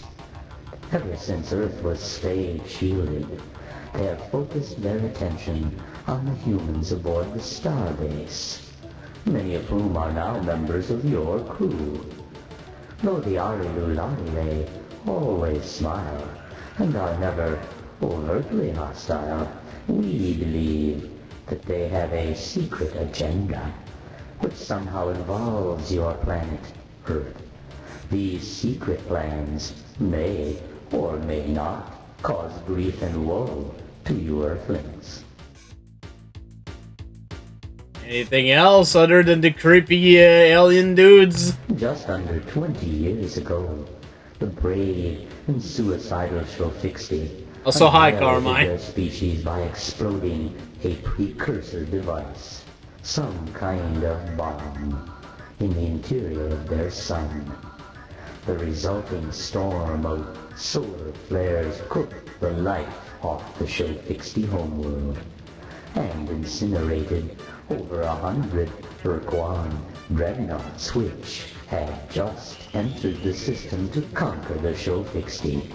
In actuality, there are still at least a dozen Shofixti left alive in the galaxy.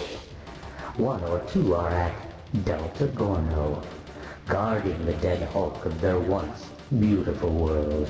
Others can be found in Vox space. I do believe that they've already mentioned. I believe it was in Beta Myra or Gamma Myra or Epsilon Myra. I forget. It's in the Myra system, if I remember right. The Slilandro are a mostly non-solid, sentient race who live in a gas giant at Beta Corvi.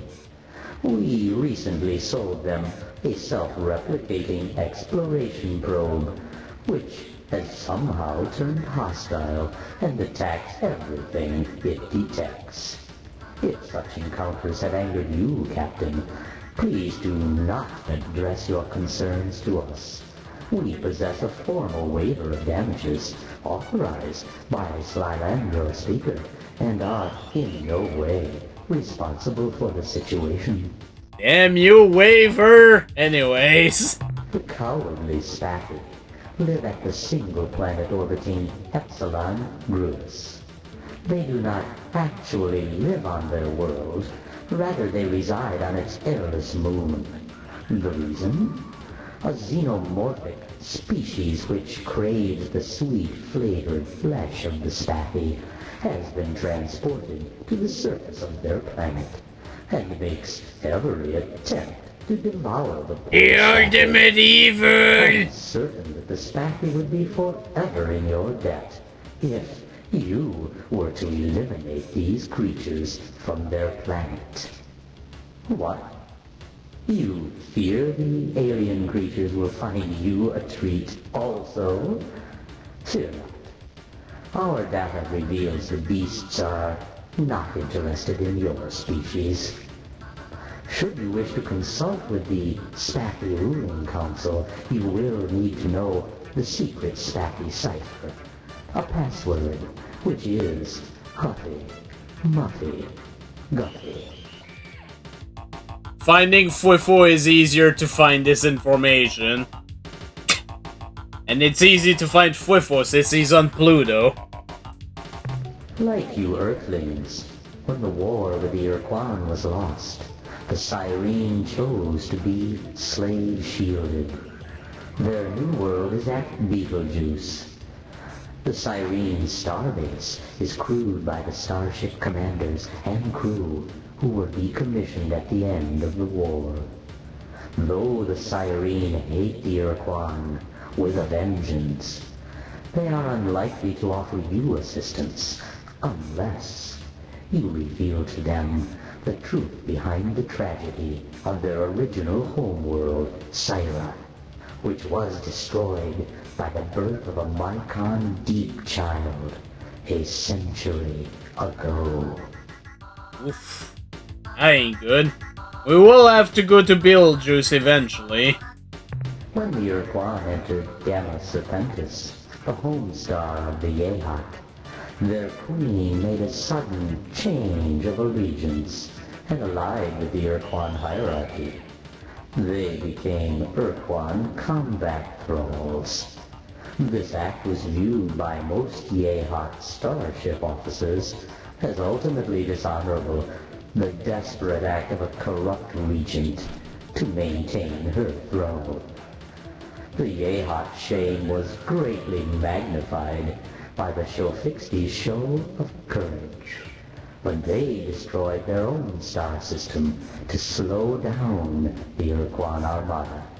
Captain, you have heard all that we have to say about aliens indigenous to this region. Should we learn more in the near future, we shall be certain to sell it to you. So yeah, we still have a bunch of aliens to find.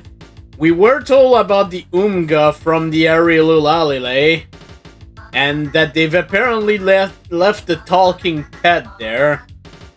I believe the Gamma Myra, or I forget the exact system. It's in Vox space anyways, and actually it might be Alpha Cherenkov, I forget. It's one of those systems, but yeah, it's in Vox space.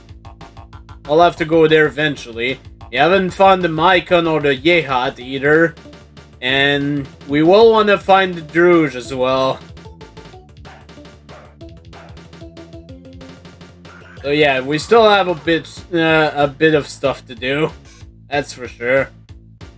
Anyways, tell us some historical info. Almost 25,000 of your years ago, there existed near this region of space an association of star-faring races called the Sentient Milieu. This group formed over several thousand years to mutually enrich their respective cultures, to provide a safe creche for emerging sentient species, and to afford themselves a degree of protection from external hostilities via military alliance. Of the 7 most active milieu members, the most famous race, indeed, you know them well, Captain, were the Ur-Quan. We were actually told of that a little bit by the Slylandra, I believe? Yeah, I believe that was it. The Ur-Quan evolved on a harsh planet, orbiting a star outside this region of space. They were solitary predators, like your praying mantis, Captain, or polar bear, who had a very limited set of social behaviors, most of which dealt with sex. Since they had to compete for survival against many physically superior species, the Ur-Quan evolved intelligence and tool use in much the same way as your own species. The Ur-Quan also learned to master their fierce territoriality, to build a cooperative planetary culture.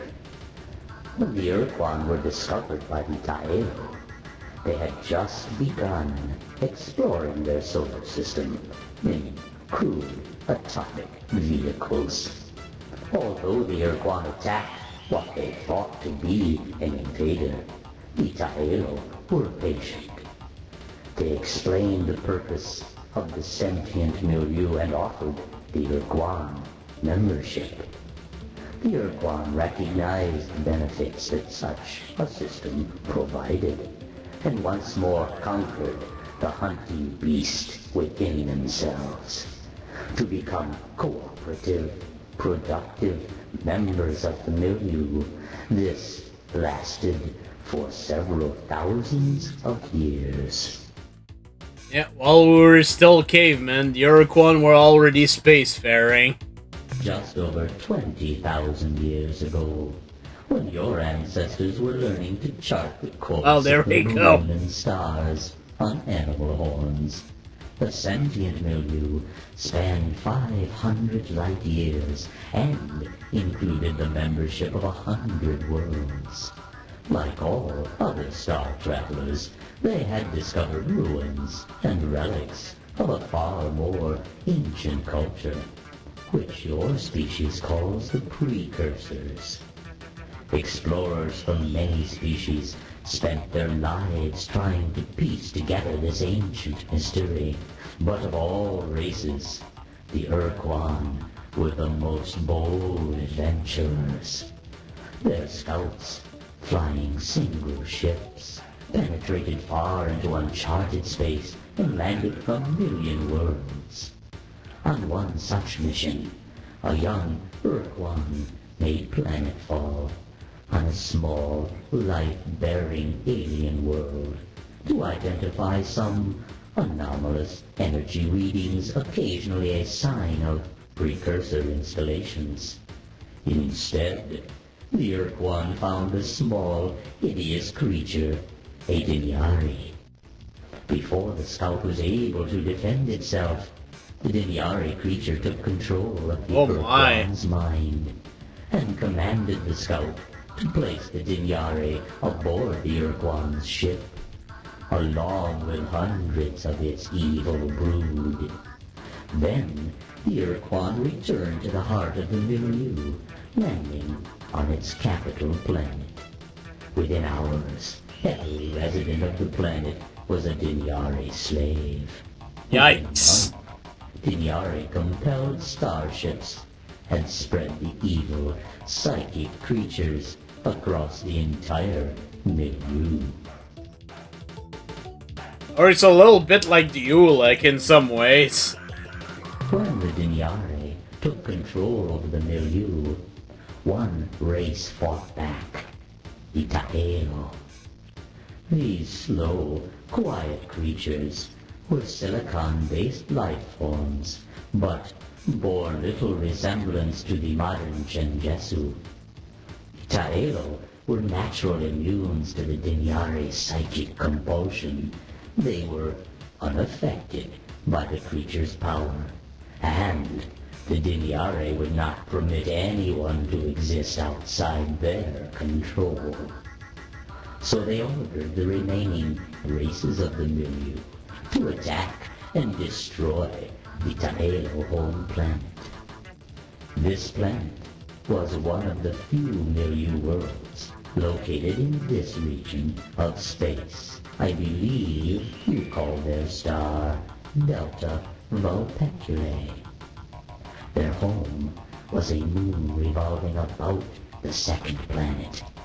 I'm sad to say that the Taelo were... So that's why we found the Taelo device there.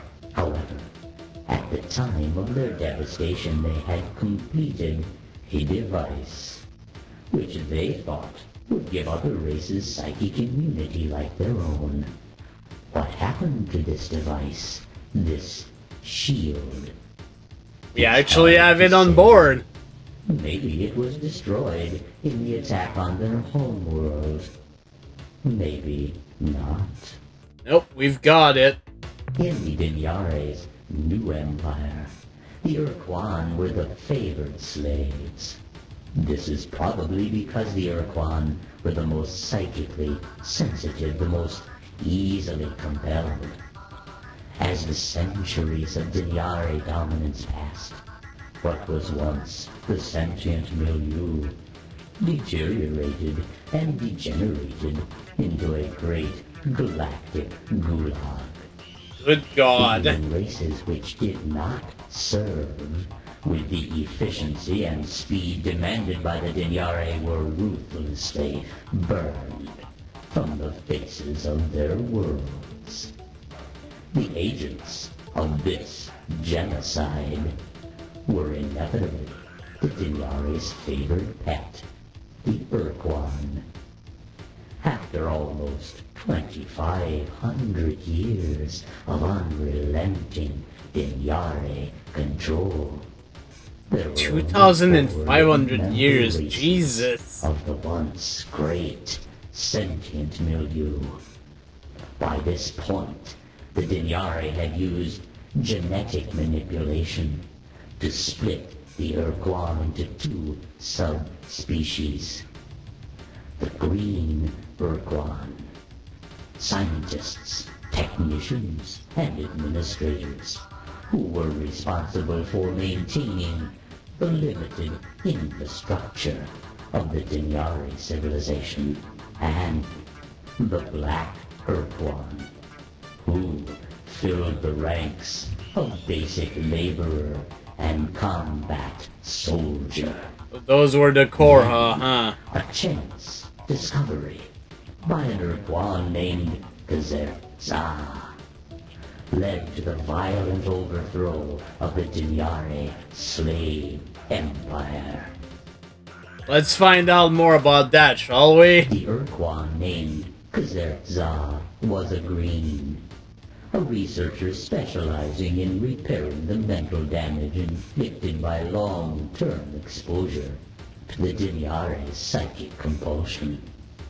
By this point in history, Hi, Jeff. the Dinyare had grown lax in their dominance, and, on occasion, accidentally permitted their slaves moments of self-direction.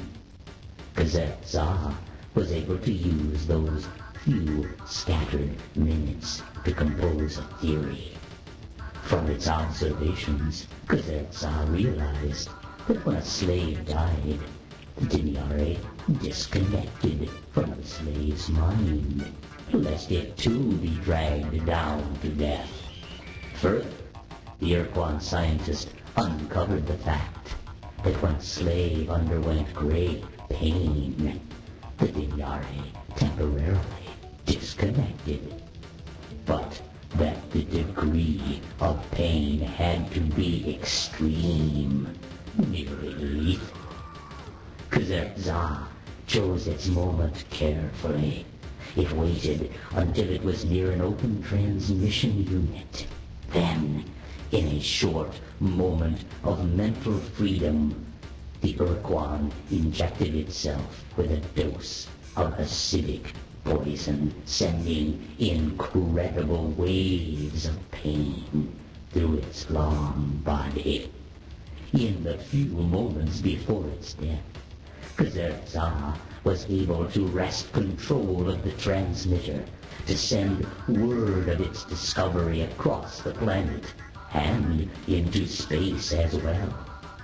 Before the Dinyare knew what was happening, Ur-Quan everywhere were hacking at their own bodies with chunks of glass, burning themselves horribly, doing anything that would give them the few seconds of freedom necessary to find the nearest Dinyare and crush the breathing creature. As they gained longer and longer periods of control, the Ur-Quan developed new tools and weapons to destroy their evil masters. The most gruesome of these devices was the excruciator, a mechanism which was inserted directly into the brain and generated a constant stream of agony. The Dinyare could not bring themselves to make the necessary mental connection with these tortured Ur-Quan. They were slaughtered by the thousands. The Ur-Quan slave revolt was won. That was one heck of a revolution. Let's keep going. When the last Ur-Quan was free of psychic compulsion when the last free Dinyare was dead. The combined might of the Ur-Quan starfleets met in orbit above the Dinyare homeworld. They had come together to make two important decisions. First, how to punish the few frightened Dinyare left below on the planet's surface. Second, how to ensure that never again would the Ur-Quan be made slaves. The first decision was made swiftly. The Dinyare would not be allowed to die. That was too kind a fate. Instead, the creatures would be genetically modified into sub-sentience. They would become dumb animals. These low creatures would be further debased by serving the Ur-Quan for all eternity in the most demeaning way the Ur-Quan could imagine, acting as translators, making physical contact with other species, whom the Ur-Quan now considered grossly inferior to themselves and revolting. The second decision, how to ensure their freedom permanently, caused great turmoil. Well, is there anything else? Following the successful Ur-Quan slave revolt, the Ur-Quan met to decide how to ensure their freedom. The Green Ur-Quan, who called themselves the Kazertza in honor of the Ur-Quan who triggered the revolt, wished to establish the path of now and forever, which required that all other sentient species must become slaves of the Ur-Quan or be forever imprisoned beneath an impenetrable force shield. Leading the opposition to this plan was Korra, a charismatic fleet officer. Korra proposed a simpler alternative, the Eternal Doctrine. Simply put, this scheme called for the systematic eradication of all sentient life in the universe, aside from the Ur-Quan. Captain, if these positions seem to you extreme or unwarranted, you must remember that the Ur-Quan had been unwilling slaves for millennia, and that each of them had to remain in agony for years in order to defeat the Dinyare. The followers of Kazertza and Korra were all on the brink of madness, but neither side would submit, and so they fought a bloody civil war. Yep. This is the last historical item we have for sale. The civil war between Almost done, everyone. The followers of Kazertza and their opponents, the death-dealing Korra, lasted for decades. It is likely that they would have annihilated each other were it not for a chance discovery by Kazertza, a precursor battleship. The vessel was huge, many times the size of the Ur-Quan's vessels. The precursor ship sliced through the Korra forces in days. The Korra were defeated. However, in their victory, the Kazertza were humble. They realized that there was a chance, that they were wrong, and the Korra were right. Instead of destroying the Korra, the Kazertza let them go, directing them to make their way through the stars, traveling against the spin of the galaxy. The Kazertza would travel in the opposite direction, and when the two Ur-Quan forces met, they would fight again in ritual combat, with the precursor battleship given to the winner.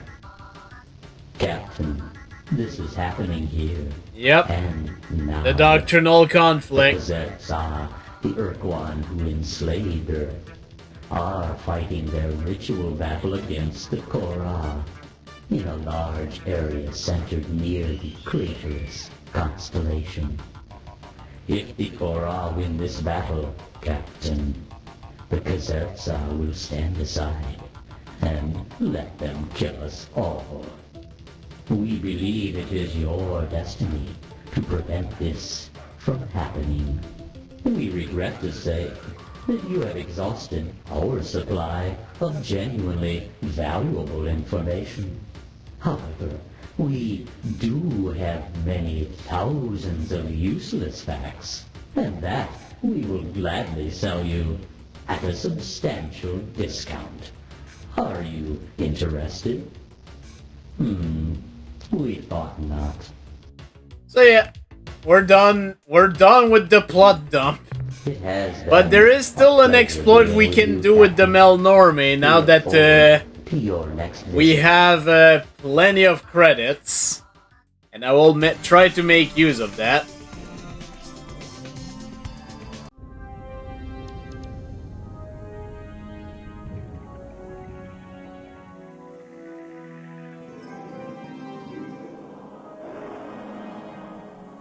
So let's see, was there anything new since last time? Ah, Captain, I'm glad you're back. Nope. Let's offload our crap. If you can keep this up, we'll turn that flagship of yours into a genuine dreadnought killer. That's the idea. Can you analyze what the shit I've got? The analysis reads as follows. Subject, Ultron device. We put this thing through every test we've got and came up with the same results as if we used a fork. Nothing, zero, zip. This thing ever functioned, which we doubt, it certainly won't now.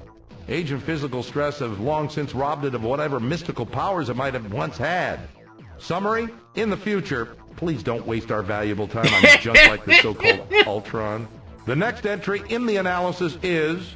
Subject, hyperwave broadcaster, unknown design. Data, this technology is new to us, but though a bit primitive by Alliance standards, is capable of generating a very strong signal.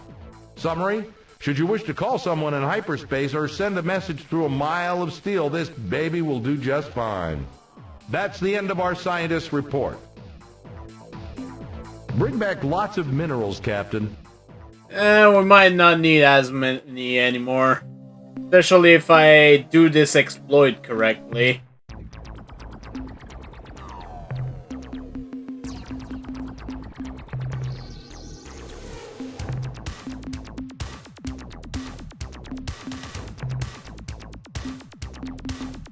So yeah, for now, what I want temporarily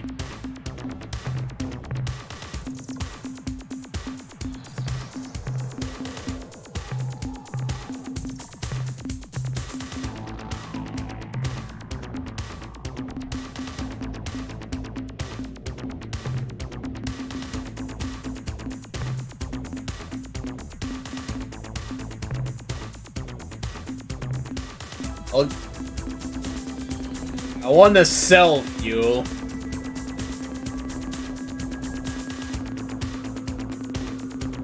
There's an even bigger exploit you can do, actually. It does involve the Druge, but I'm not gonna do that.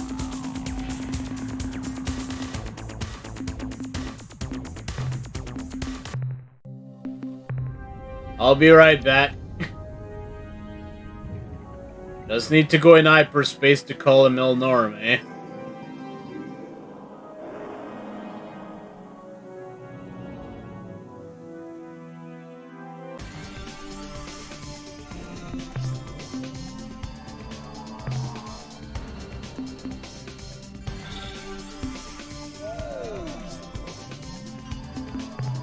Now we wait.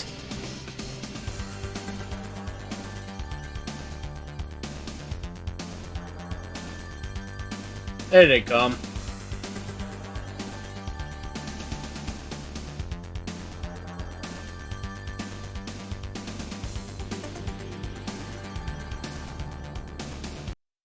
This very morning, I was just saying to subordinate Ochre, "Fee, fi, fo, fum, I smell the feet of a human." We laughed and laughed. What a synchronicity. Now, what can we do for you today? I'd like to make some What purchase. items would you like to buy today? Fuel. Fill all my You were tanks. transferred to your vessel. It has... This is one way you can transfer credit into RUs. And, considering what I want to do with my ship, it is definitely worth it. Because, yeah, we're gonna build this thing into an actual warship now.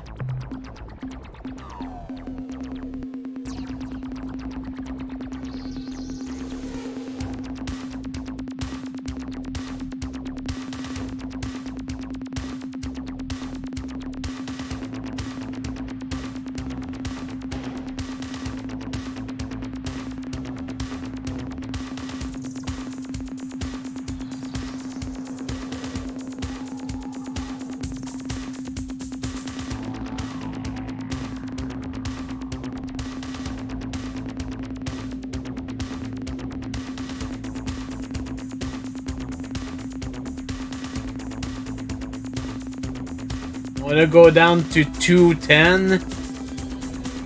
Hey, Scotty. Fuck you, man.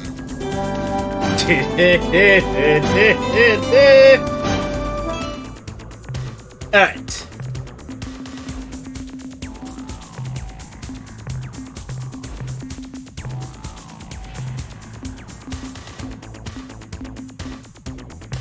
Another Shiva furnace here. Elbor cannon.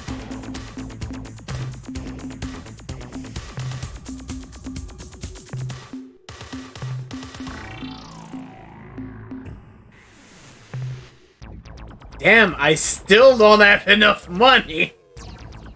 Damn.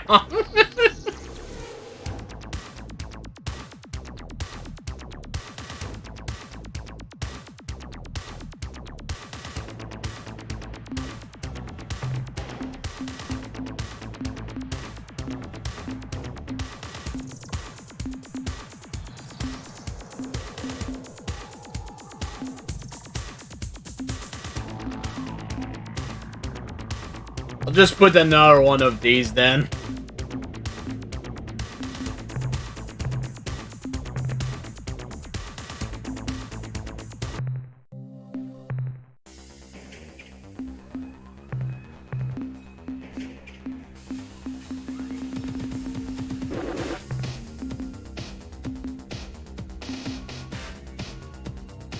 Okay, we're ready for battle.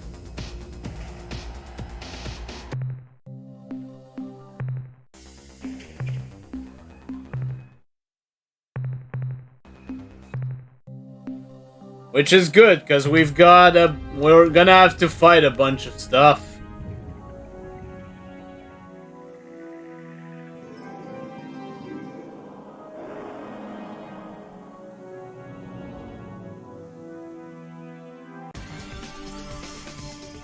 Okay.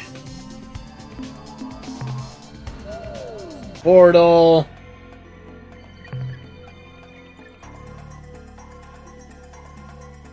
Go down here.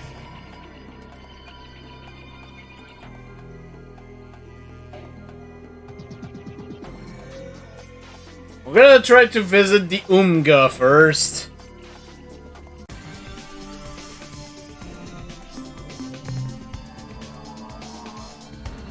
Which I believe the Arilu mentioned this system over here. Beta Orionis.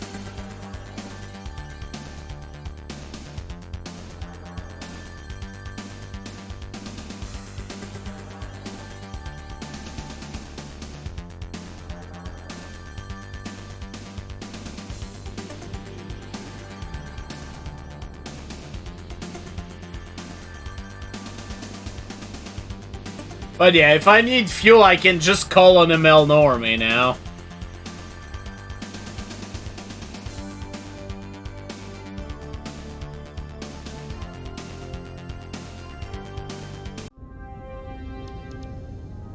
Your primary system is probably that blue planet in the middle there.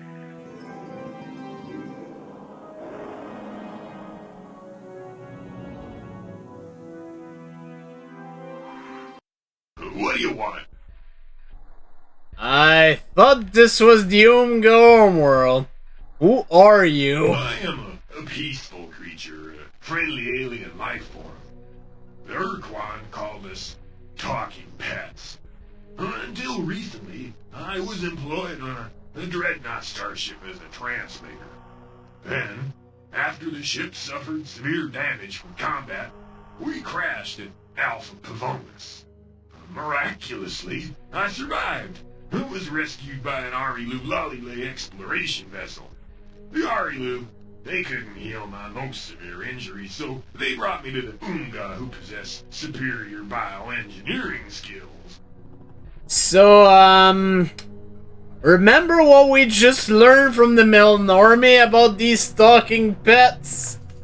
These things are evil. I thought talking pets weren't sentient. You seem smart enough. Oh, you know about that, do you? Oh, well, I guess that means I'll have to kill you now. I can't permit you to reveal my transformation.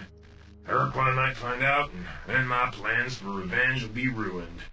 Well, I tried to spare your life, Captain, but you were just too curious. So now, seek death at the hands of your enemy. I cannot compel you. Your mind is closed to me. How can this be? I am forced to resort to more primitive measures. Unga Commander, summon your 10 combat ships and attack this intruder instantly. So, yeah, remember that Taelo device we got? It's a good thing we had it. Let's use our new starship to combat.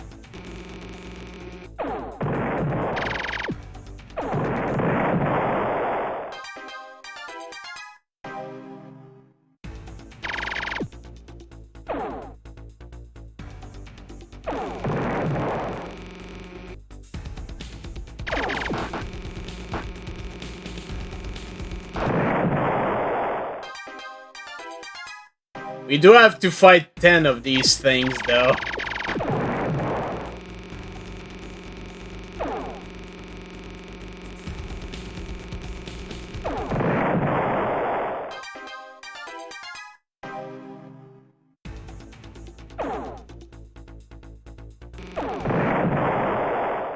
Yeah, Elbor's cannons are pretty powerful.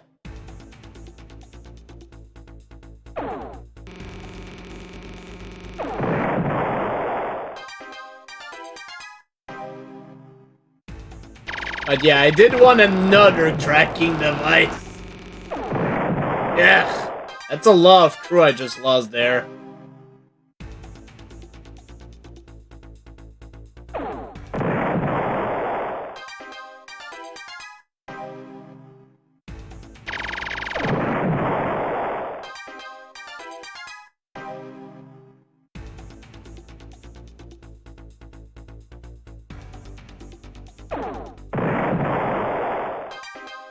Just make sure not to hit the planet with your capital ship. Fuck off. Oh, that was 10 already. Alright. Yeah, they're not worth that much, are you? Hi there, friendly Sergeant Captain. You'll never believe this, but somehow the injuries I suffered when the Ur-Quan crashed triggered some kind of a personality transformation. I became evil and spiteful, cruel and nasty, whimsically unpleasant. You may have also noticed I gained some kind of temporary psychic powers. Well, I just want to let you know I'm cured. Captain, I don't know exactly how, but when you were fighting those Unga ships, a chunk of the ceiling fell down on my head and gave me quite a whack. Ouch, oochie, it still hurts. When I awoke, the universe had ceased to be the dark and hostile place I had previously thought it to be. Instead, I was overwhelmed, yes, even awed by the beauty and perfection of it all.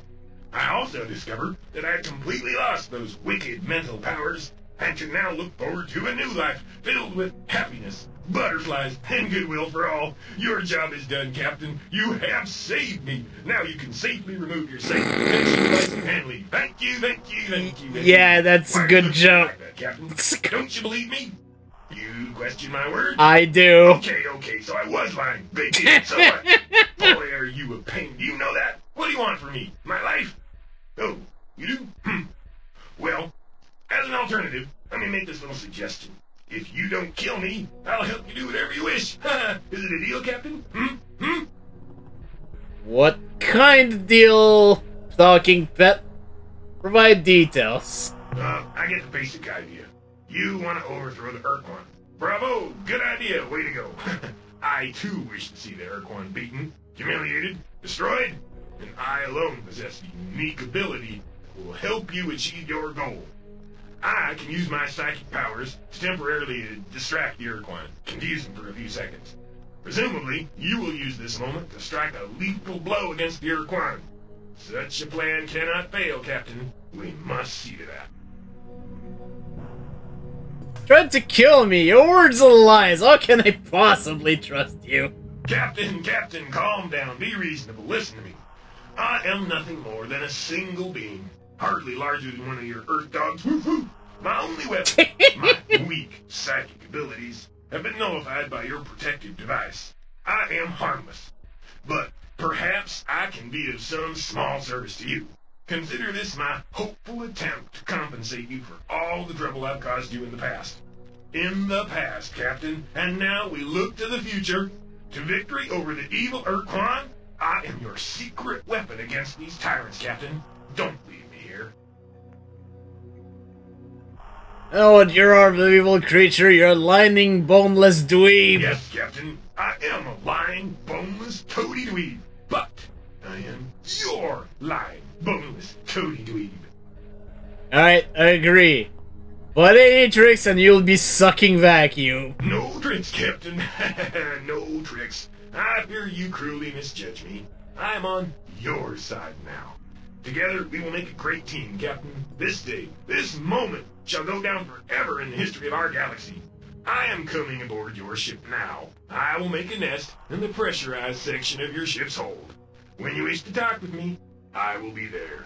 So yeah, we can actually talk to the talking pet.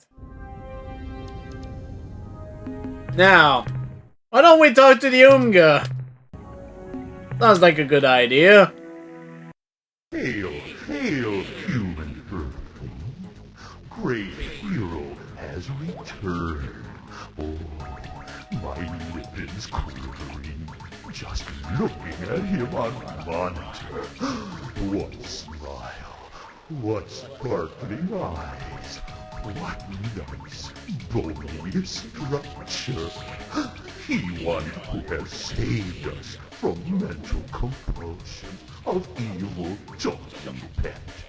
Hail! Hail! Hail! Oh, great hero!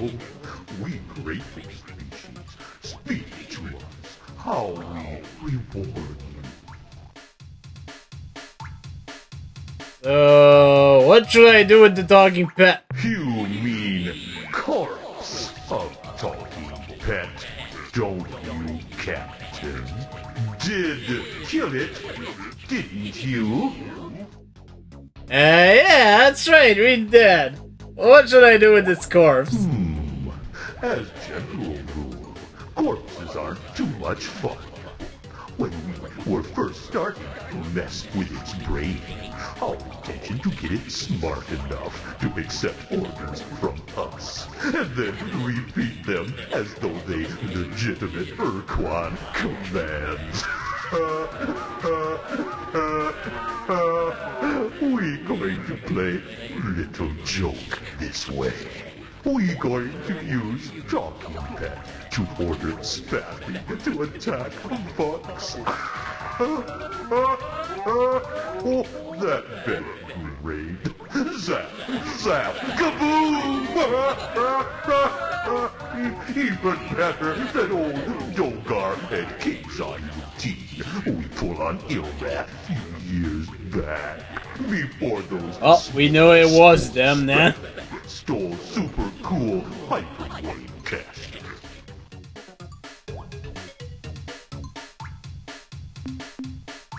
How did that talking pet get control of your species? Ah, well, Arigunalile, who kind of our neighbors, gave us a talking pet, hoping we could heal it more severe injuries, which we did.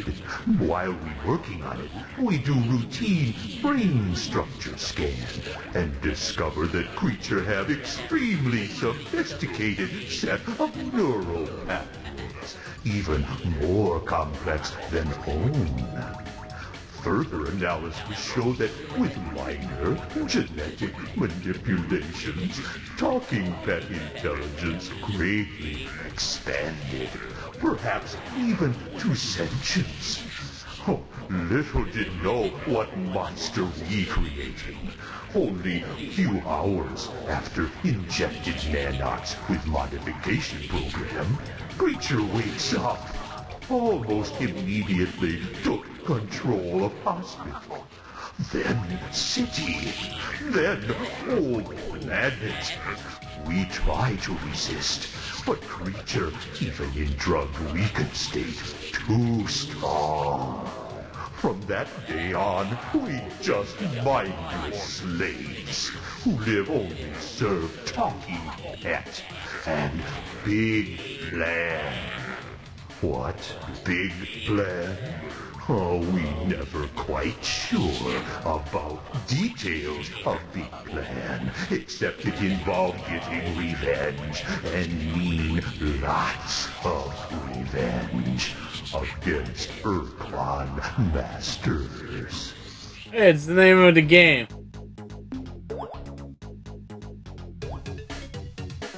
Rewards are unnecessary. You must reward your deeds of courage.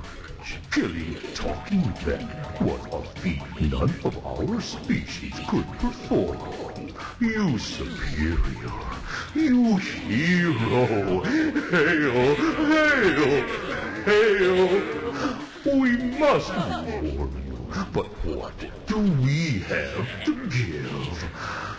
Protoplasm? No, not easily appreciated. Vigorous esters? No, too common.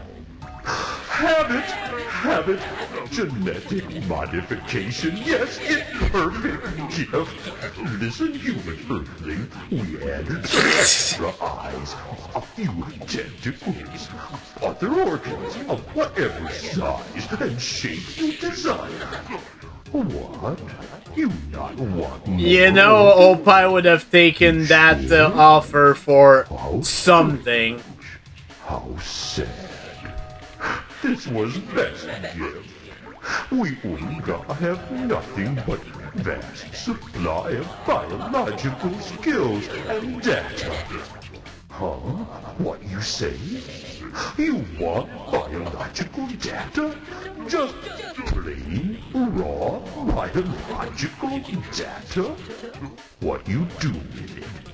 Oh well, you hear me. Whatever you want, you get it.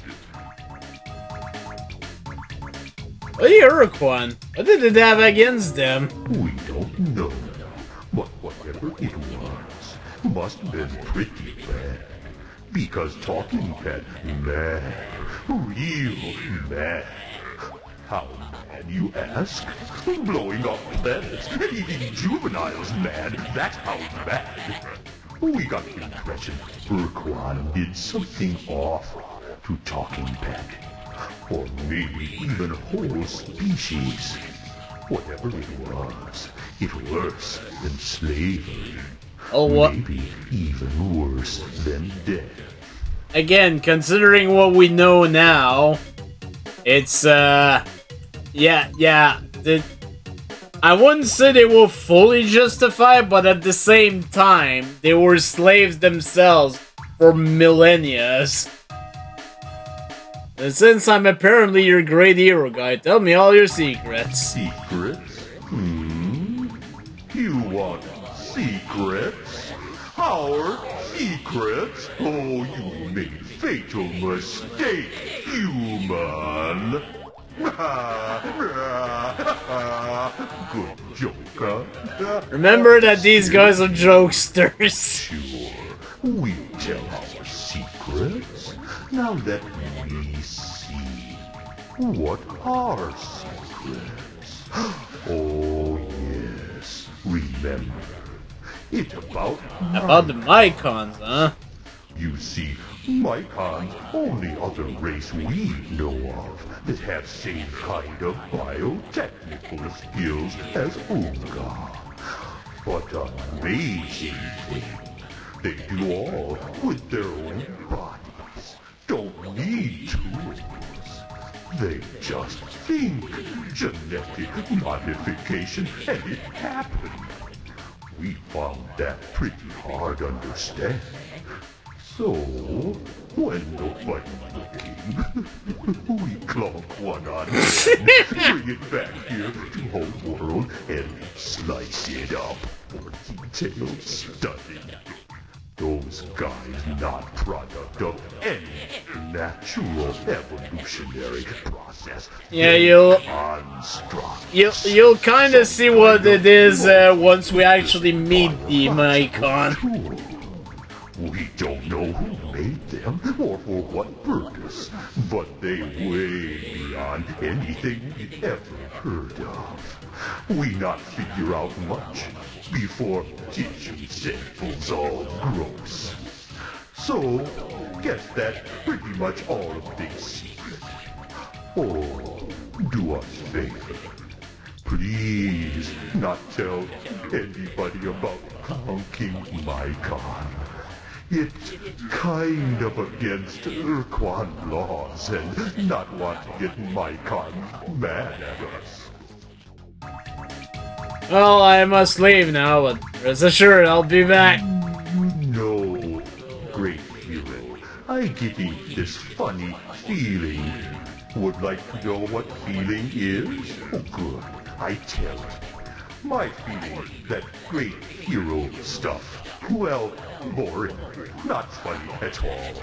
You only say hail, hail, hail so many times before starts to lose appeal. So, instituting slight deviation in course of our relationship. Specifically, instead of being dull and lifeless great hero, you now glamorous and exciting great enemy!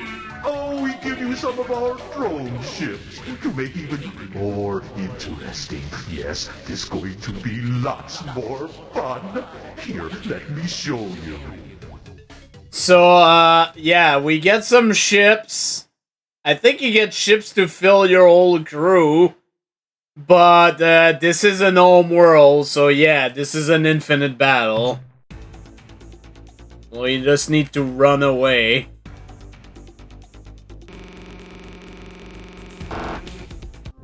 God damn it.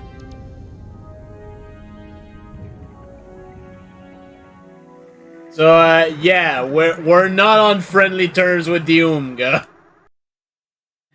Proof of that. They're already attacking us here. Hello, human Earthling, say you. Although we appreciate your efforts on our behalf, we really hate eternal gratitude stuff. So we've decided to kill you now. We pretty crazy blobbies, no? Yes, very funny.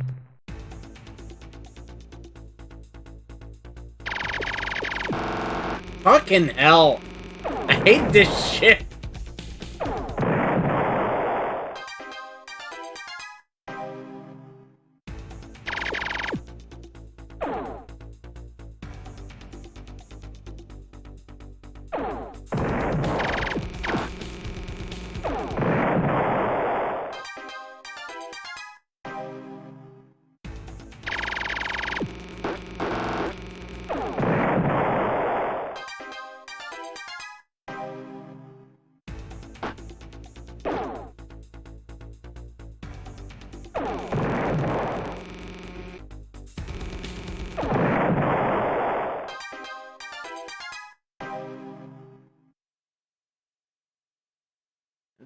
Took a lot of damage there.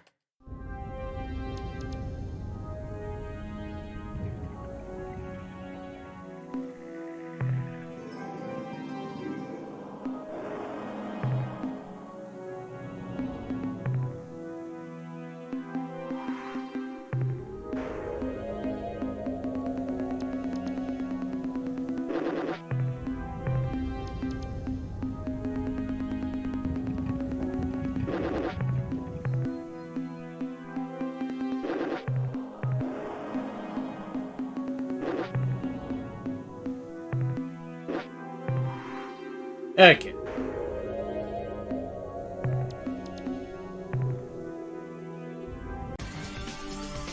Alright, let's get out of Umga space. The main reason to come here was Crane for tipped that. $1 Canadian. Thanks for your patronage. I have no connection to Crane. these losers. I am too busy being in Dimersion X with Shredder to care about these clowns. Alright, right. Device, quasi-portal. I'll go to this one this time.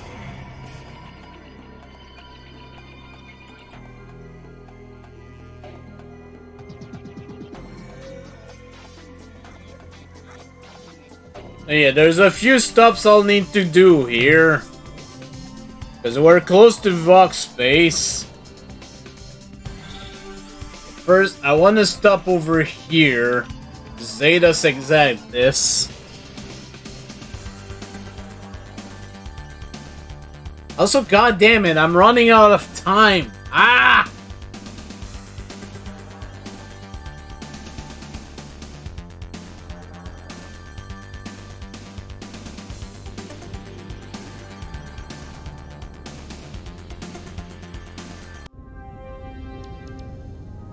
As yeah, the main reason I want to stop here is that this is another one of these rainbow worlds.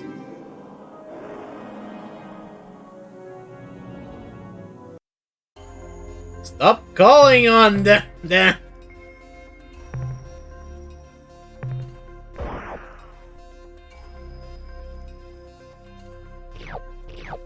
These are always worded though.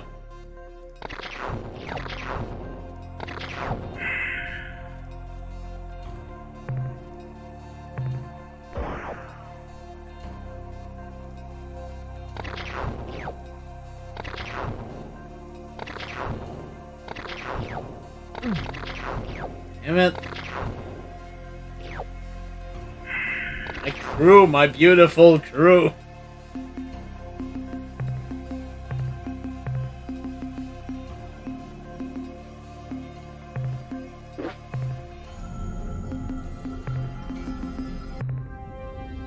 Alright. Next up.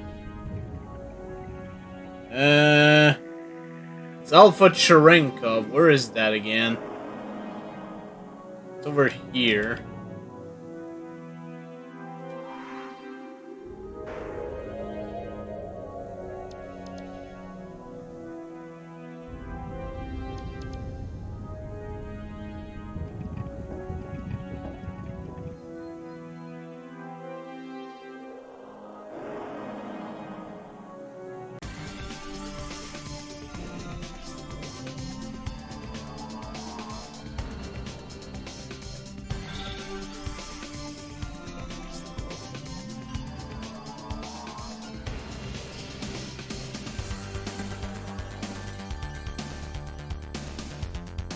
Actually close to the Vox's home world here. You know what? Let's do a pit stop.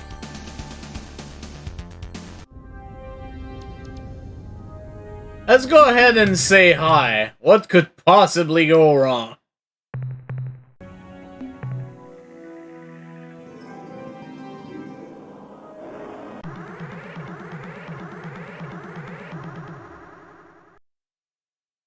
Hello there. Greetings from Vox, the last word in life form destruction. To gain an intimate knowledge of our engines of war, simply place both hands over your eyes and count to 3. Why are you so hostile towards a species? You are even uglier than I had thought possible. Can't you see you are making me sick? Please, foul creature, turn your head, or better yet, put a sack over it. Never mind. I have adjusted my display so it is dim enough to be tolerable. In answer to your question, our response is simple. We must attack you because our masters, the Ur-Quan, wish it so. Now, if you don't mind, stop nodding your head like that. We Vox do not share this range of motion, and it appears as though your neck is broken and you are a jabbering corpse. Ugh! Is there another reason you hate us? Come on, tell me the truth. Do we need another reason? I understand. You refer to the first human encounter, the insult. What more can be said? On that day, your species proved its true crass nature. You see, we Vox pride ourselves on our open-mindedness, our ability to see beyond even the most bizarre and disgusting face like yours. But that insult was so low, so totally reprehensible, that we will never forget it. Yes, to be honest, that event pretty much fixed our attitude setting at abhor. I suspect we will despise you forever. What if you apologize? Can we talk truth then? Probably not. You see, although we Vox are highly reasonable beings who would never judge our race solely on its appearance, the magnitude of your Captain Rand's insult was such that we will probably never forgive your species. Well, I'll try anyway. The people of Earth hereby apologize to the Vox. Nope. I didn't think that would be sufficient. It lacked conviction. Sorry, but I'm afraid we'll just have to kill you now. Oh, damn it.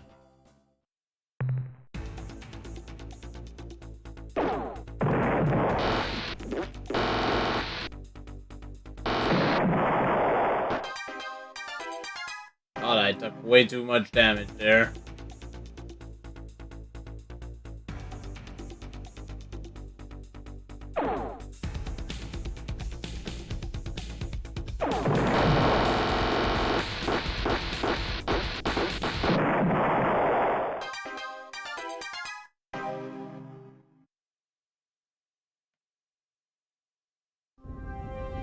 Yeah, I'm gonna reload that.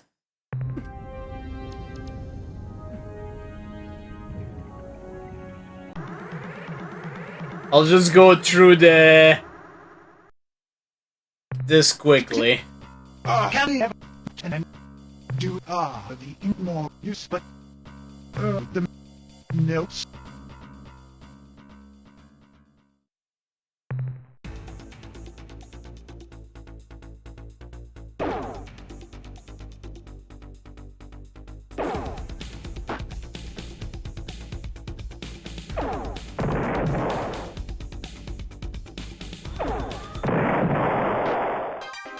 That was a little better.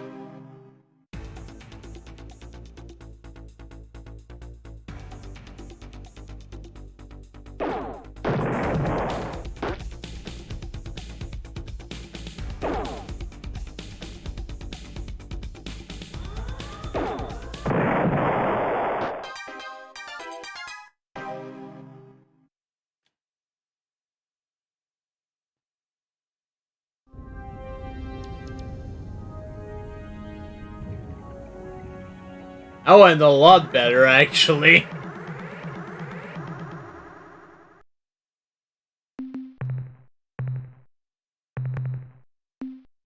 Salutations, and may your sense of self-preservation always be so dim. As our intruders surround your vessel, you may care to raise both hands into the air above you and practice the ancient chant of the prancing Aoi master Zendox, which begins...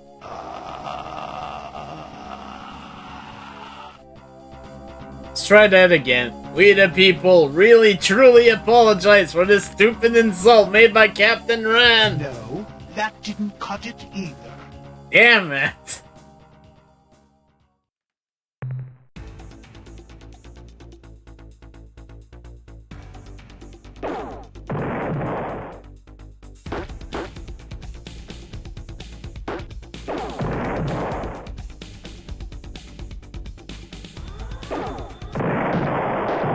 goddamn planet, no!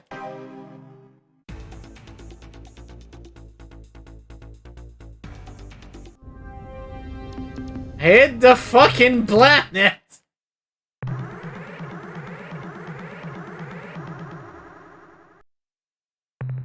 As on.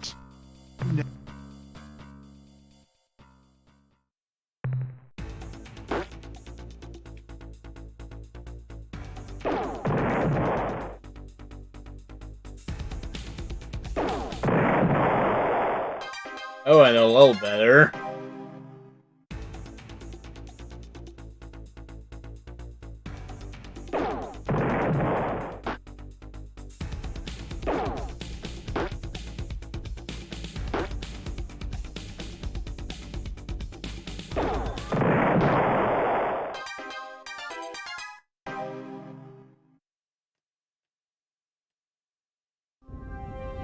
Let's keep going!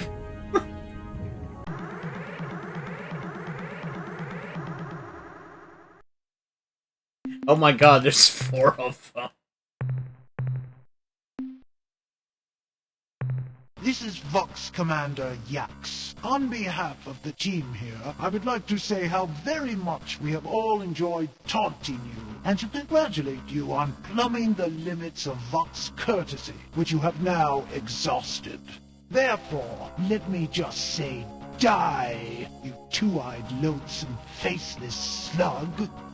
You were right! We were wrong! We see it so clearly now! I don't think your heart is in it. Damn it! We're trying!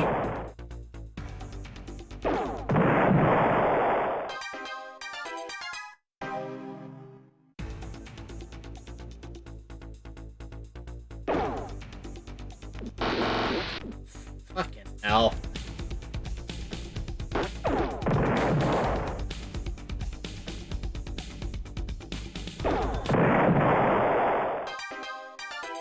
Mistakes were made.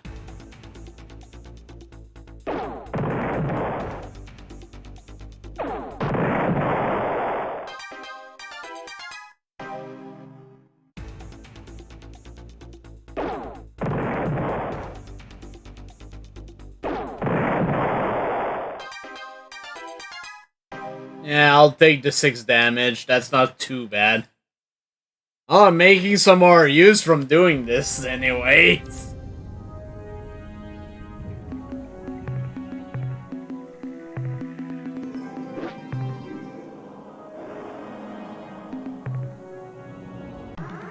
Hi there!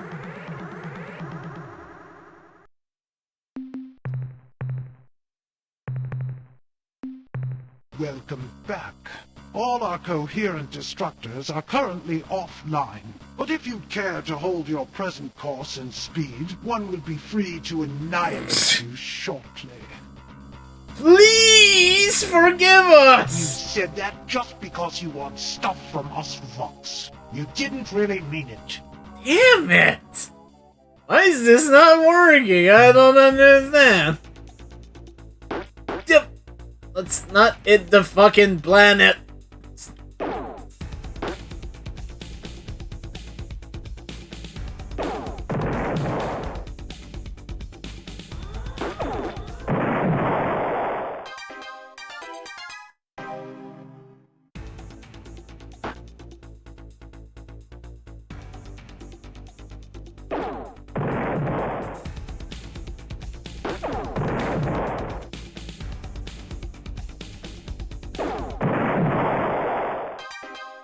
Jesu Cristo.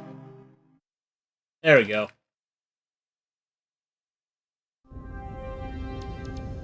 Whee!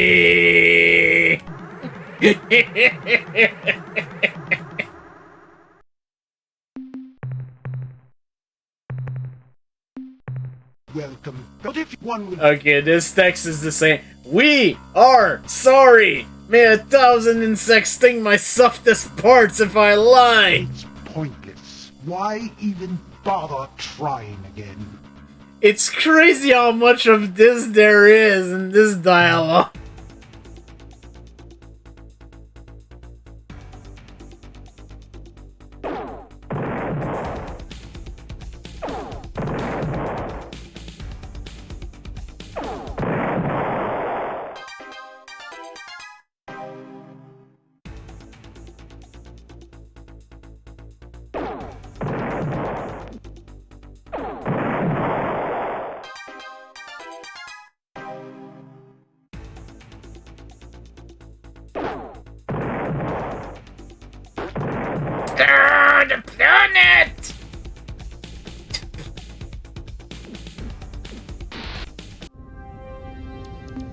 Fucking hell!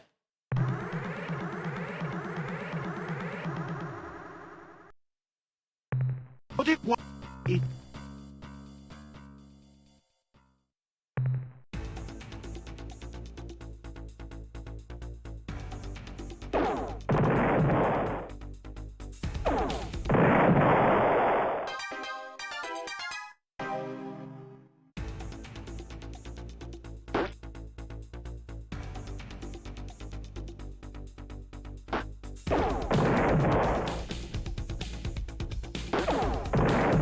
Come on.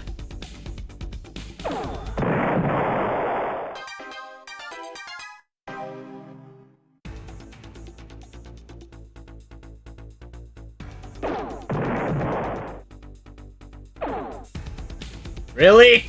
Completely whiffed? Really? God, I need that third tracking module. This is ridiculous.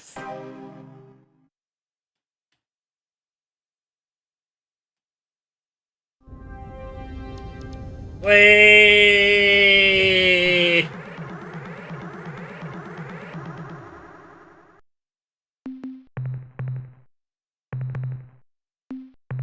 Welcome. But if one... We would like to present a petition of 1 million signatures. Each one says, I'm sorry. A good try, Captain, but not good enough. Oh, or we might be getting there, right? Clearly it's gonna work.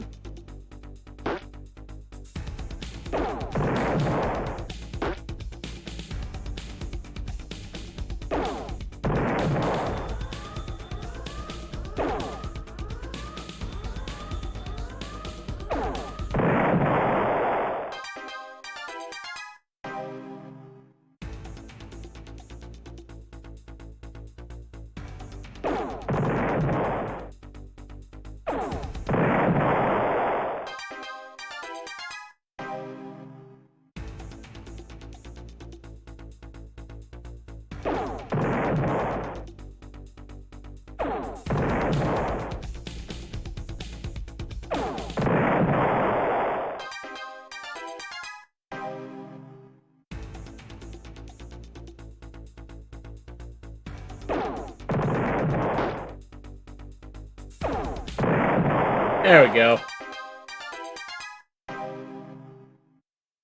We're good. Yep. Whee! There's still more of this dialogue to see.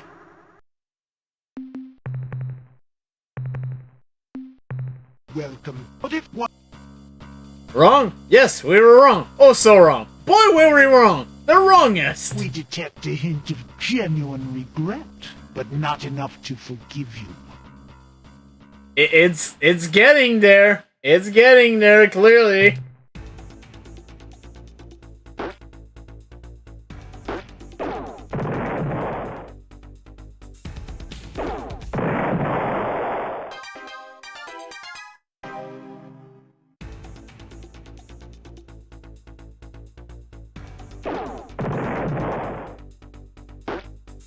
The planet.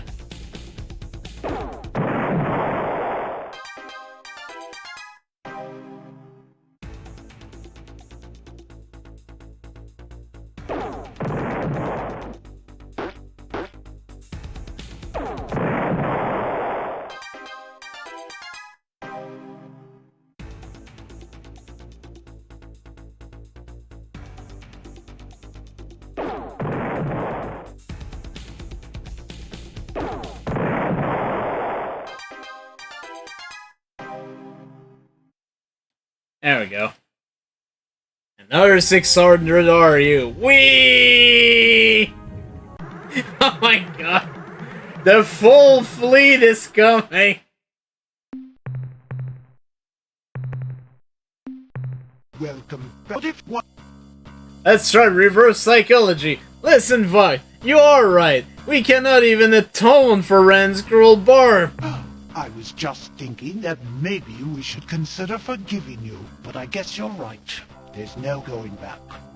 Damn it, reverse psychology did not work.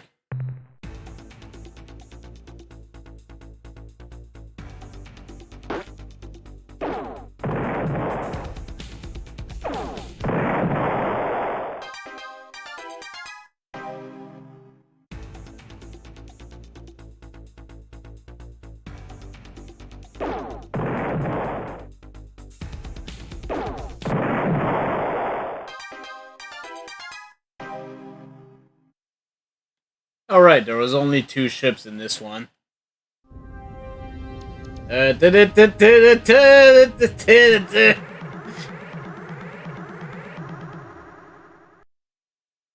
Oh fuck, there's 5 of them. Welcome back. But if sorrow were a pebble, or remorse would be a great big boulder. Hey, that was pretty good. I could sense the true sadness in your voice for your species' past stupidity. Unfortunately, it was not good enough. Well, we're getting there. We might get something.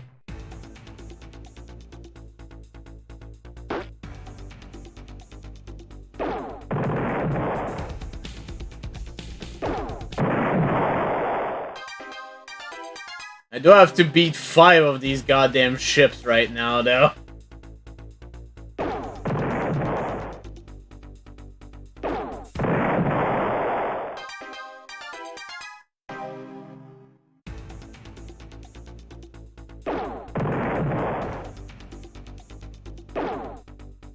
Really?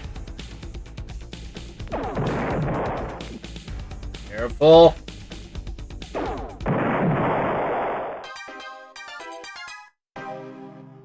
Careful, Spinglebab.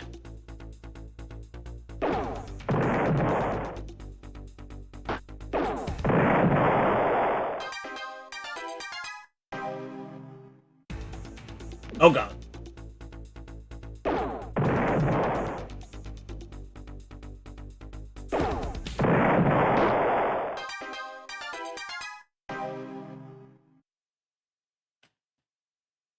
Okay.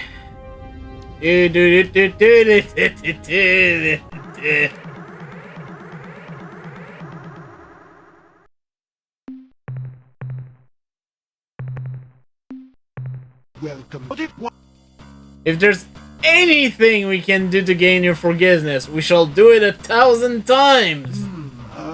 That was about as good as it gets. I think, well, we don't accept it because, well, just because. Damn it. We're getting closer now. We'll get them soon enough.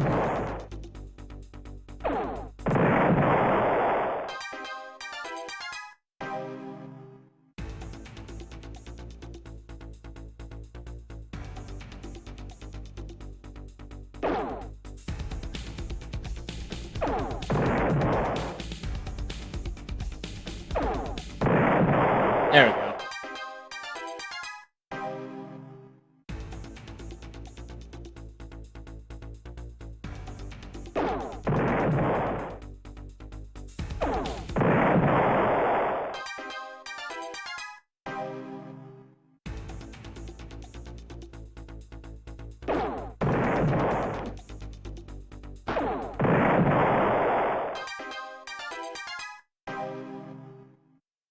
Okay. I forget how many more of these conversations we need to get for this.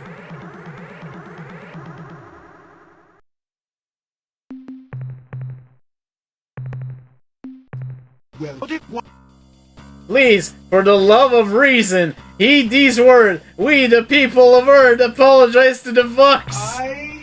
Human! You have hounded and hounded and hounded us with your pitiful apologies. It's driving us crazy. Stop! Please stop. We give up. We accept. We accept. We will no longer hold Rand's insult against your species. You are forgiven for all eternity. Just stop apologizing. But now you have forced us to reveal our real reason for hating you humans. An embarrassing reason with no acceptable justification, but nonetheless undeniable. Human, you are so ugly, so hideous to us, that we will never be able to find peace with your species. Whenever we see your kind, we just want to kick you, stomp on you, squish you, vaporize your ugly faces from the entire universe. We know it's unreasonable. We know you had no choice about how you look. We know that it's cruel fate that the Creator made you appear like putrid excretion. But we just can't handle it. Why, right now, because of your insufferable wretchedness, I am faced with a grotesque choice. Keep talking to you and regurgitate uncontrollably, or break off communication and attack your vessel. Guess what option he's choosing? So yeah, yeah. Even if you try, you still can never be friends with these guys. It just doesn't happen.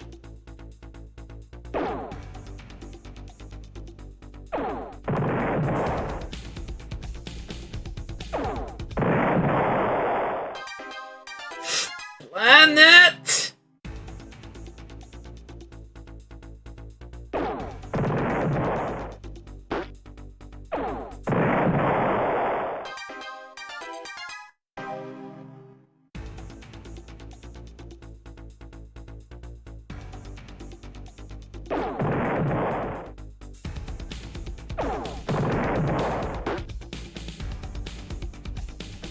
Yeah, they are essentially space racists.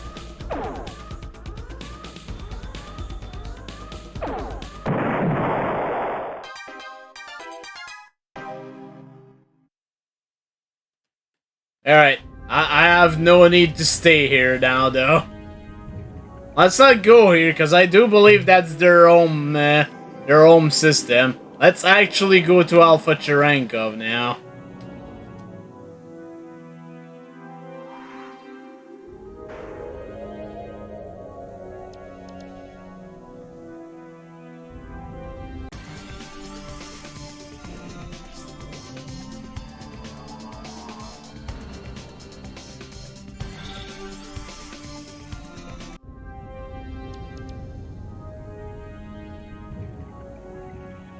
Forget if it's directly Planet 1.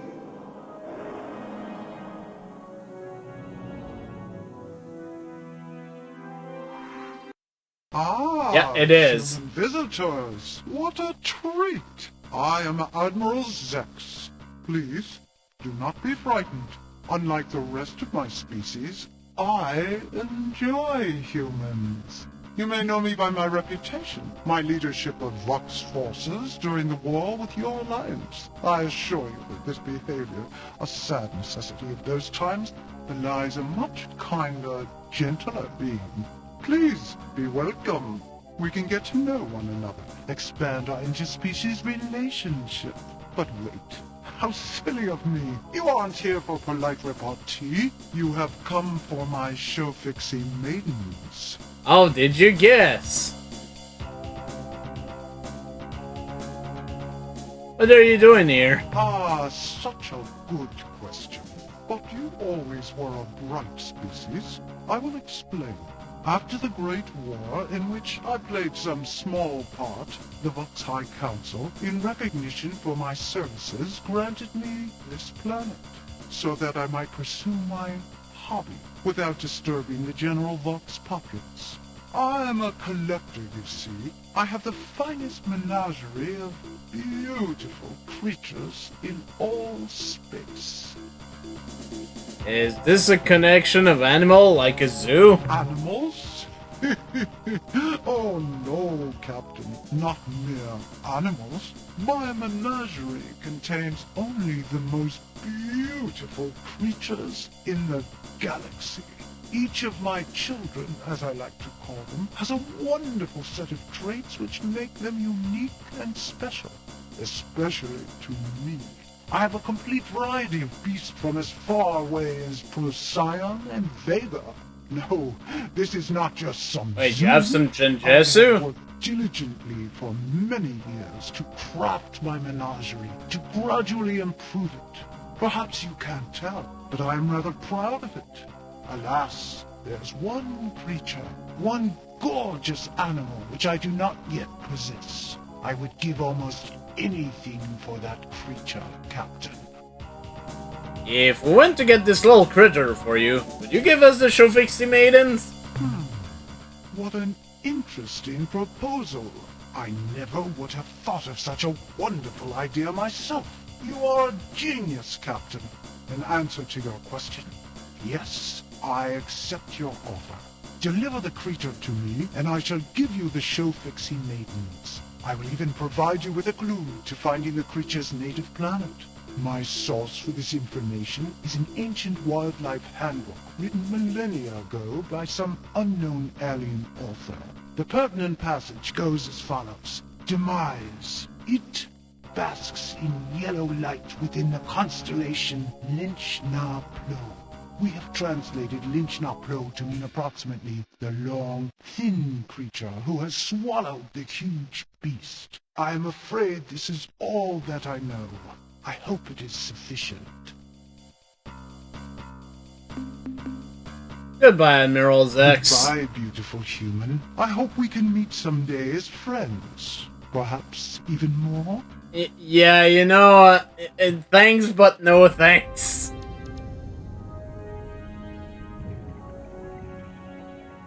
I'll at least get towards this planet. Because, they did mention hints on that. But I know where it is. First, let's use the quasi-portal.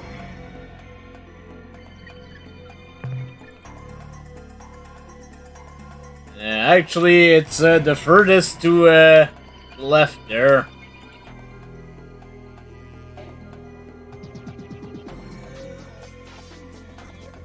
It should put us about the most upspin of this region of the galaxy. Yep, we're up here now. Funnily enough, I have enough fuel that I could just travel here. Well, I'm not going to do that. That's silly.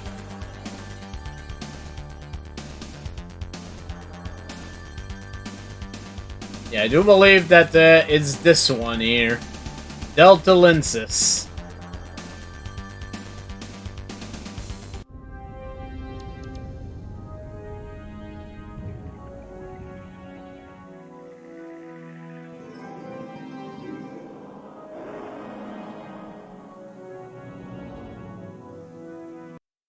Let me just scan to make sure this is the right place.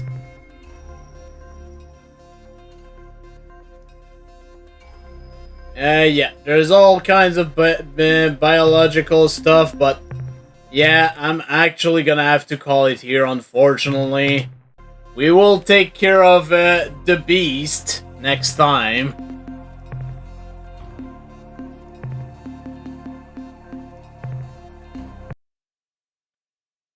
And in the meantime, there are a few things I suppose I could show. Give me just a second. That's not what I wanted to do at all. Right, let me just put this away. Because now it was trying to play this. Right.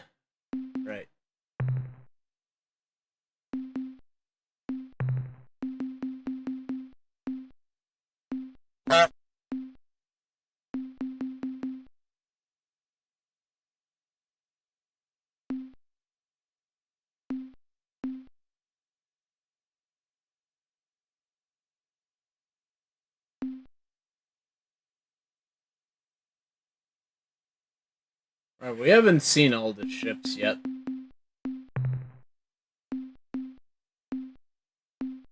Well, let me think. What have we seen yet?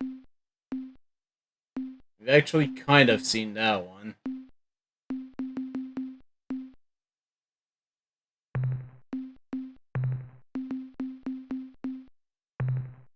That one. We've seen the Shofixi briefly. I'll actually include those. since we've seen them, we haven't seen them in action, but we've seen them. I'll actually include the Supak ship and the Utwig.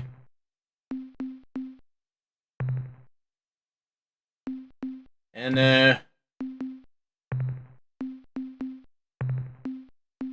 I'll put some of the other the ships that are actually from the enemies we've already fought.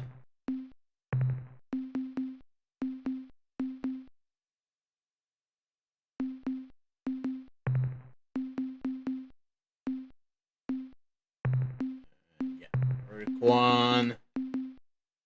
We've seen the Vox now, so I can include that.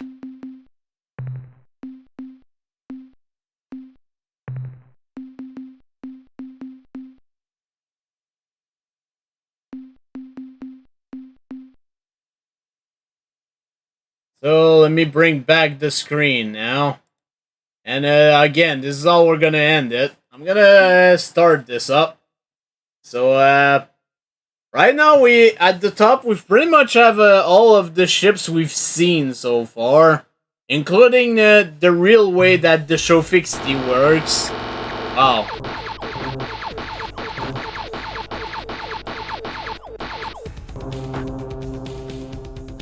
It started with the Utwig. Yeah, the Utwig have an absorption shield, essentially. Making them pretty powerful, actually. As long as you know how to deal with them properly, anyways.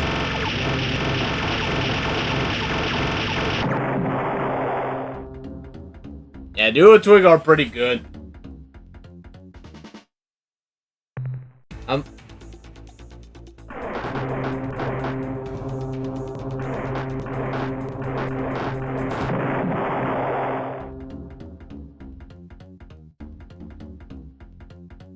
I might just remove the Utwig just so we can see other stuff.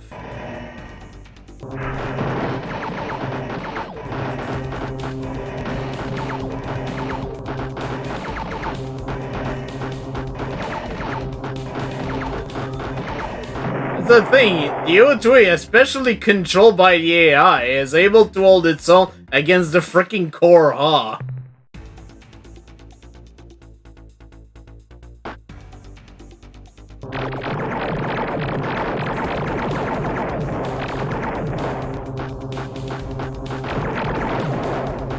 And I believe the bullet they shoot does not consume any energy.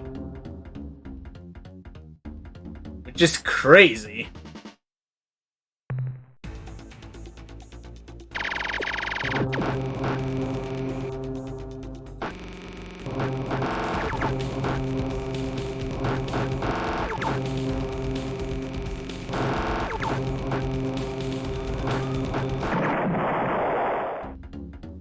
Yeah, they won by perfect, essentially. Yeah, let me remove the Utwig. As you saw, it is a really good freaking ship.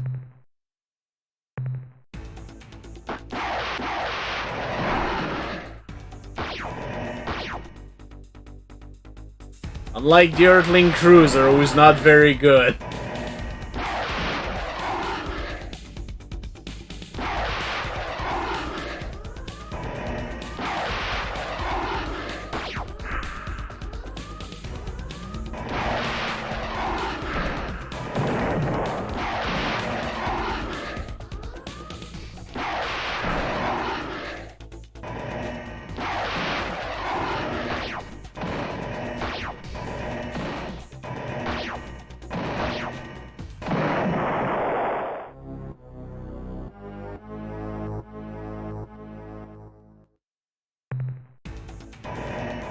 Here's the Pekonk.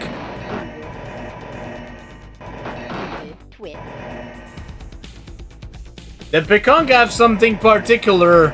They have a chance of reviving upon death.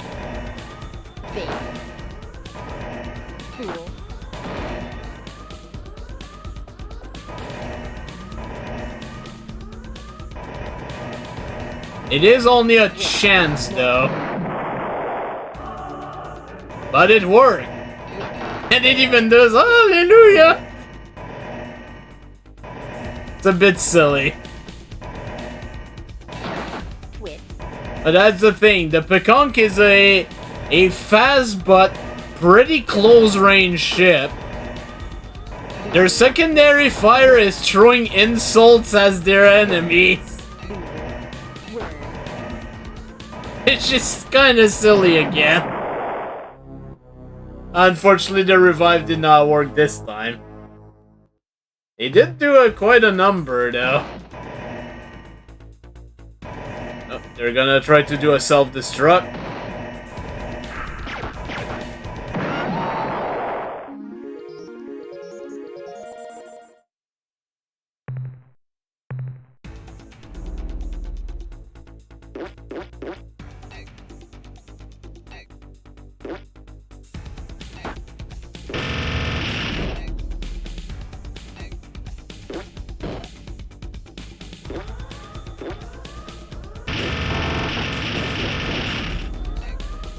Yeah, the goddamn Ur-Rat are annoying.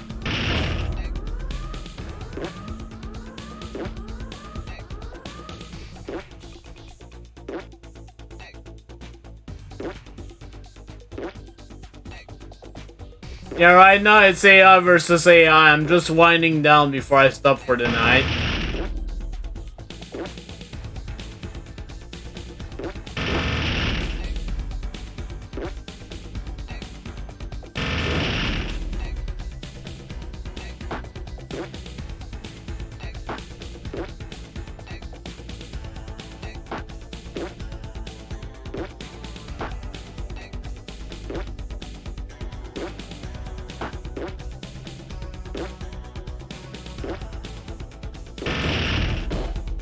Hit the planet.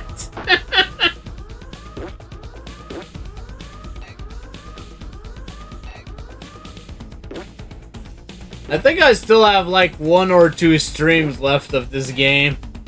We did have a big exposition dump today, so that did not really help matters.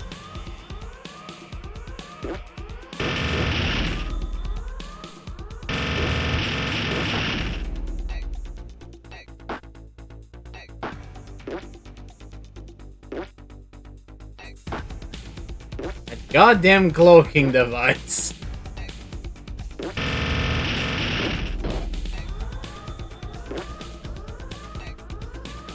There's a reason why the first encounter in the game does not put the cloaking device on. Because dealing with this shit would have been annoying with no resources.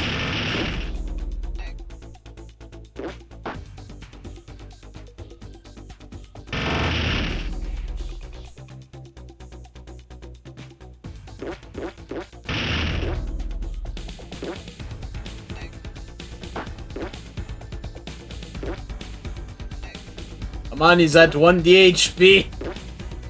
1 DHP.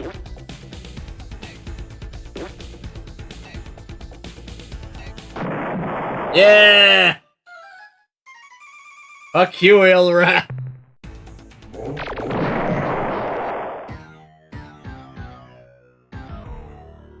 That's the Kazurza for you.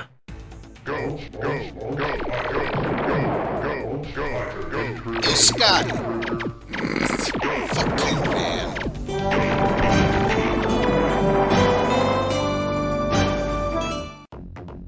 So yeah, that was the ores. Go.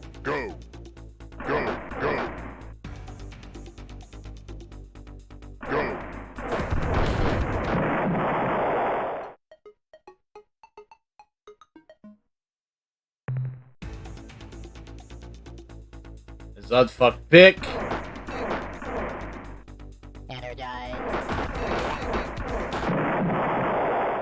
And they're not the best to deal with the slide under probe, that's for sure.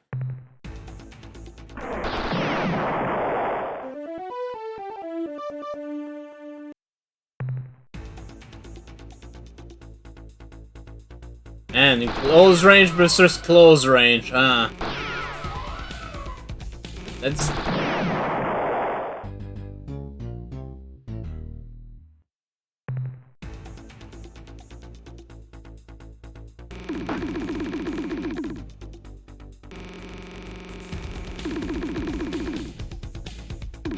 Yeah, the Supux is a rapid firing ship.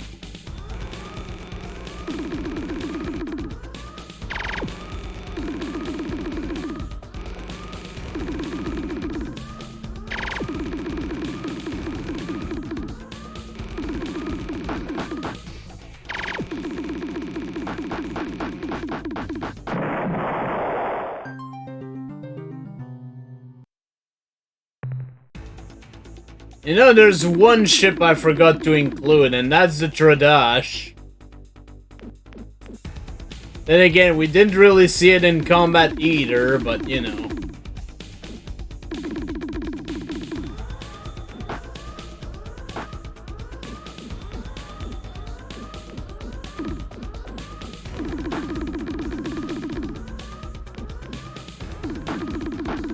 Supux ship is surprisingly quick, though.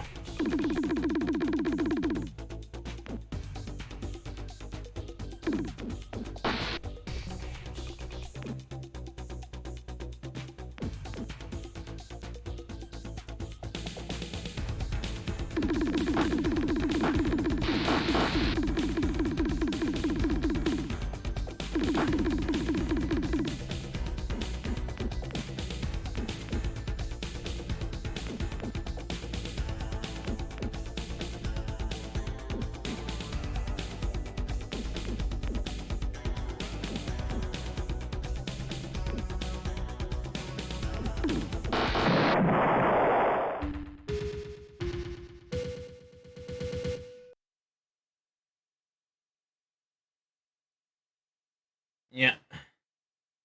Alright. Yeah, I did notice I forgot to bring in the Tradash, so give me just a moment. I'll just put one ship versus one ship.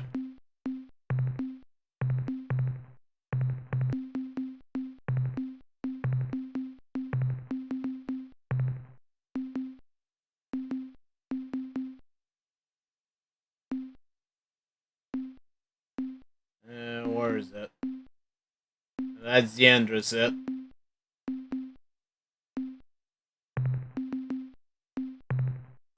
You know what? When we were talking to them, they were explaining that they were fighting against each other, so here we go. Tradash versus Tradash.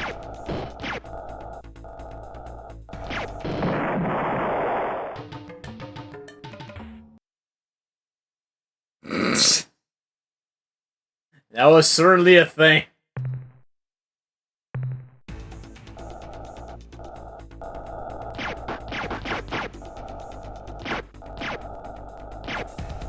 That's the thing, this goddamn ship does not move if you don't use the afterburner. And the afterburner, well, it leaves a trail.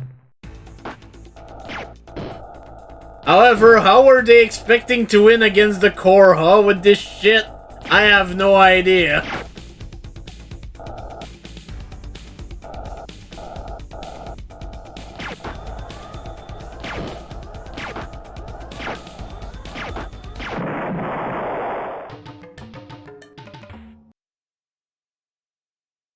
But yeah, it is past midnight now, so we're definitely gonna call it here.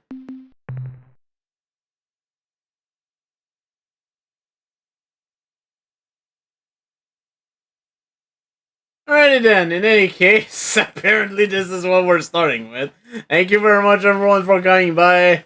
Yeah, I think there's about 1 or 2 streams left of this game. And I'll be sad to see it go, because I do enjoy playing it a lot.